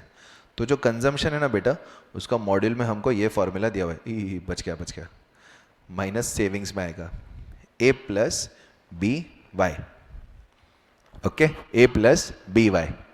अब मॉड्यूल में जब आप पढ़ाई करने बैठोगे ना गलती से कभी, ठीक है, तो आपको क्या दिखेगा उसमें लिखा है ए प्लस बी वाई डी। तुम बोलोगे यार ये यश डगली काम का ही नहीं है, यहाँ पे तो बी वाई डी लिखा हुआ है और हम लोग को तो बी वाई पढ़ा के क्या चला गया ये निकम्मा आदमी, कर क्या रहा था क्लास में। ठीक है, तो अब मेरी बात सुनो। ठीक है, हम कितने सेक्टर इकोनॉमी की बात कर रहे हैं? 2, 3 या 4? 2। ठीक है, हम टैक्स किसको देते हैं? 2 सेक्टर में गवर्नमेंट है नहीं, तो टैक्स दोगे नहीं। तुम 3 सेक्टर में नहीं देते, कामचोर लोग। ठीक है, तो इसलिए बेटा when we are talking of a 2 sector economy I have the liberty to write by clear छे। but as soon as I get into 3 sector or 4 sector I have to write yd। Sir ये yd है क्या? is it Yash Dagli? no बेटा, y is my income, yd is my disposable, YD is my disposable income। अब तक तुम पट्टे बन चुके हो इस कॉन्सेप्ट में कि डिस्पोजेबल इनकम मतलब इनकम माइनस टैक्सेस। करते क्या बात है आज तो। ऐसा आंसर पे आंसर। ठीक है, समझ में आया बेटा? ओके, अब समझते हैं ये ए क्या है और बी क्या है। कृति ध्यान दे, ए क्या है बी क्या है उसको समझते हैं। ए ना बेटा is something called as autonomous consumption। autonomous consumption, autonomous मतलब जो अपने आप होता रहे, किसी चीज पे डिपेंडेंट ना रहे। आपने ये मोस्टली आपके कॉलेजेस के लिए सुना होगा। ठीक है, ऑटोनॉमस आता है ना, केजे सोमैया ऑटोनॉमस, ये वो सब चलता रहता है ना। तो ऑटोनॉमस का मतलब क्या है? जो खुद की तरह फंक्शन कर सके या जो अपने फंक्शनैलिटी के लिए किसी चीज पे डिपेंडेंट नहीं है, किसी चीज पे डिपेंडेंट नहीं है. Okay, now how do we bring the concept here. वो क्या बोलता है, यश मेरे को एक बात बता, तेरे पास पैसा हो या ना हो तो कुछ कंजम्पशन तो करेगा जिंदा रहने के लिए. Yes, you will consume something that is necessities, है ना. तो हम लोग जब ट्राई कर रहे हैं डिमांड समझने की, तो उसका एक कंपोनेंट, मतलब तू जो डिमांड कर रहा है, कंज्यूमर जो डिमांड कर रहा है, वो डिमांड दो चीजों की होगी. एक ऐसी चीज है जो तेरे जिंदा रहने के लिए जरूरी है और जो तेरी इनकम पे डिपेंड नहीं करेगी. तेरी इनकम ऊपर नीचे होने दे, तुझे ये चीजें डिमांड करनी ही है. तेरी इनकम जीरो रहने दे, तू कहीं से लोन लेके, तू कहीं से पैसे मैनेज करके भी ये कंजम्पशन करेगा ही, क्योंकि ये तेरे जिंदा रहने के लिए है. These are the necessities necessary for your existence, for your life. That is why it is called as autonomous consumption. It is called as autonomous consumption. But क्या हम सिर्फ नेसेसिटीज डिमांड करते हैं? नहीं. हमने डिमांड वाले चैप्टर में देखा था कि जैसे जैसे इनकम बढ़ता है हमारा कंफर्ट्स और लग्जरीज भी बढ़ता है. तो ये जो बी है ना बेटा, इसको हम कहते हैं marginal propensity to consume. Okay, या इन शॉर्ट हम इसको बोलते हैं MPC, marginal propensity to consume. Marginal मतलब वन मोर, प्रोपेंसिटी मतलब मेरी ताकत. Okay, my power. To consume मतलब with an additional unit how much power do I have to consume it. Okay, my additional unit of what, income. मेरा income जब बढ़ेगा, देखो ना इसको बी वाई लिखा हुआ है ना, मतलब इट इज अ फैक्टर और इट इज अ रेशियो और it is a percentage of your income. तो एमपीसी बोलता है कि Yash I am marginal propensity to consume, मतलब जो इनकम आएगा उसका क्या परसेंटेज, क्या रेशियो, क्या फ्रैक्शन आप यूज करोगे for your consumption. That's why it is called as marginal propensity to consume. और इसको मेजर किया जाता है change in consumption upon change in income.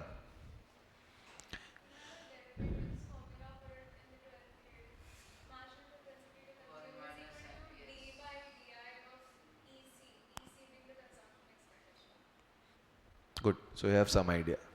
ठीक है, विच, अच्छा डिफरेंशिएट, ओके, मैथ्स में अच्छा, okay, good good. Are we clear? Yes, पक्का? ओके, सो हमारा जो फॉर्मूला है अल्टीमेटली वो बोलता है यश कंजम्पशन कितना होगा, मैंने कहा economics, consumption autonomous consumption plus हमारा कितना कैपेसिटी है टू कंज्यूम आवर इनकम, उस पर डिपेंड करेगा, उस पर डिपेंड करेगा. Is consumption function clear? Yes. Sir, can you give an example? Of what बच्चा, मतलब The ये, consumption function. हाँ हाँ वो मैं देता हूँ. गिव मी 1 मिनट, मैं देता हूँ. Okay. Okay, now everybody look here. The consumption function expresses the positive relation between consumption expenditure and disposable income. Yes, the relationship is given by the linear relationship C plus ABY. Do we know this? Yes. C is the aggregate consumption expenditure, Y is the total disposable income. मैंने आपको बोला कि Y YD और Y में लिख सकता हूँ. Yes. A constant which represents positive value of consumption at zero level of disposable income और autonomous consumption, मतलब जब इनकम नहीं है तभी भी मैं कितना कंज्यूम करूंगा. Clear? And B is the slope of consumption function, change in C upon change in Y, also called as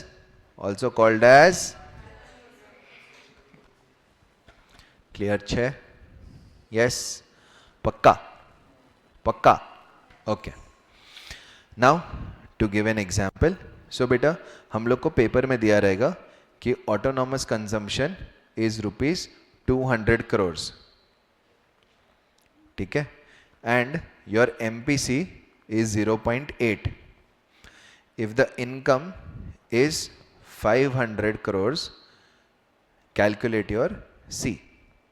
एक एकदम सिंपल एग्जाम्पल ले रहा हूँ, तो C मेरा आ जाएगा 200 प्लस 0.8 ऑफ 500, तो मेरा कंजम्पशन आएगा 200 plus 400, that is 600 crores. Is it clear बेटा? Yes, sir. ओके बच्चा. Now last thing for today, ठीक है, इसके बाद अपन सब घर जाएंगे. बेचारा कितनी खुशी से अपना पाउच बंद कर रहा था. ठीक है, the last thing that I want to talk to you about today, ताकि अपना यहाँ तक सब कुछ हो जाए, is the saving function. Okay, now sleepy Urvi, हम लोग जो भी इनकम कमाते हैं, मैंने जस्ट नेशनल इनकम के अभी लेक्चर में ही आपको बोला था y is equals to C plus S. Yes, हम जो भी कमाते हैं या तो हम उसका कंजम्पशन करेंगे या तो हम उसको सेव करेंगे. सर मैंने मार्केट में डाला था, अरे सेविंग्स ही डालेगा ना. मैंने गोल्ड लाया तो सेविंग्स ही डाला ना. आइदर तुम उसको कंज्यूम करोगे, मतलब अपने वांट्स फुलफिल करोगे, या उसको सेव करोगे, है ना. तो अब मैं बोलता हूँ सेविंग्स क्या है, तुम बोलोगे सर मेरे को मैथ्स आता है, सेविंग्स में इधर ही रखेगा, इनकम के बाजू में C को भेज देगा. यस, तो savings is equals to income minus my consumption.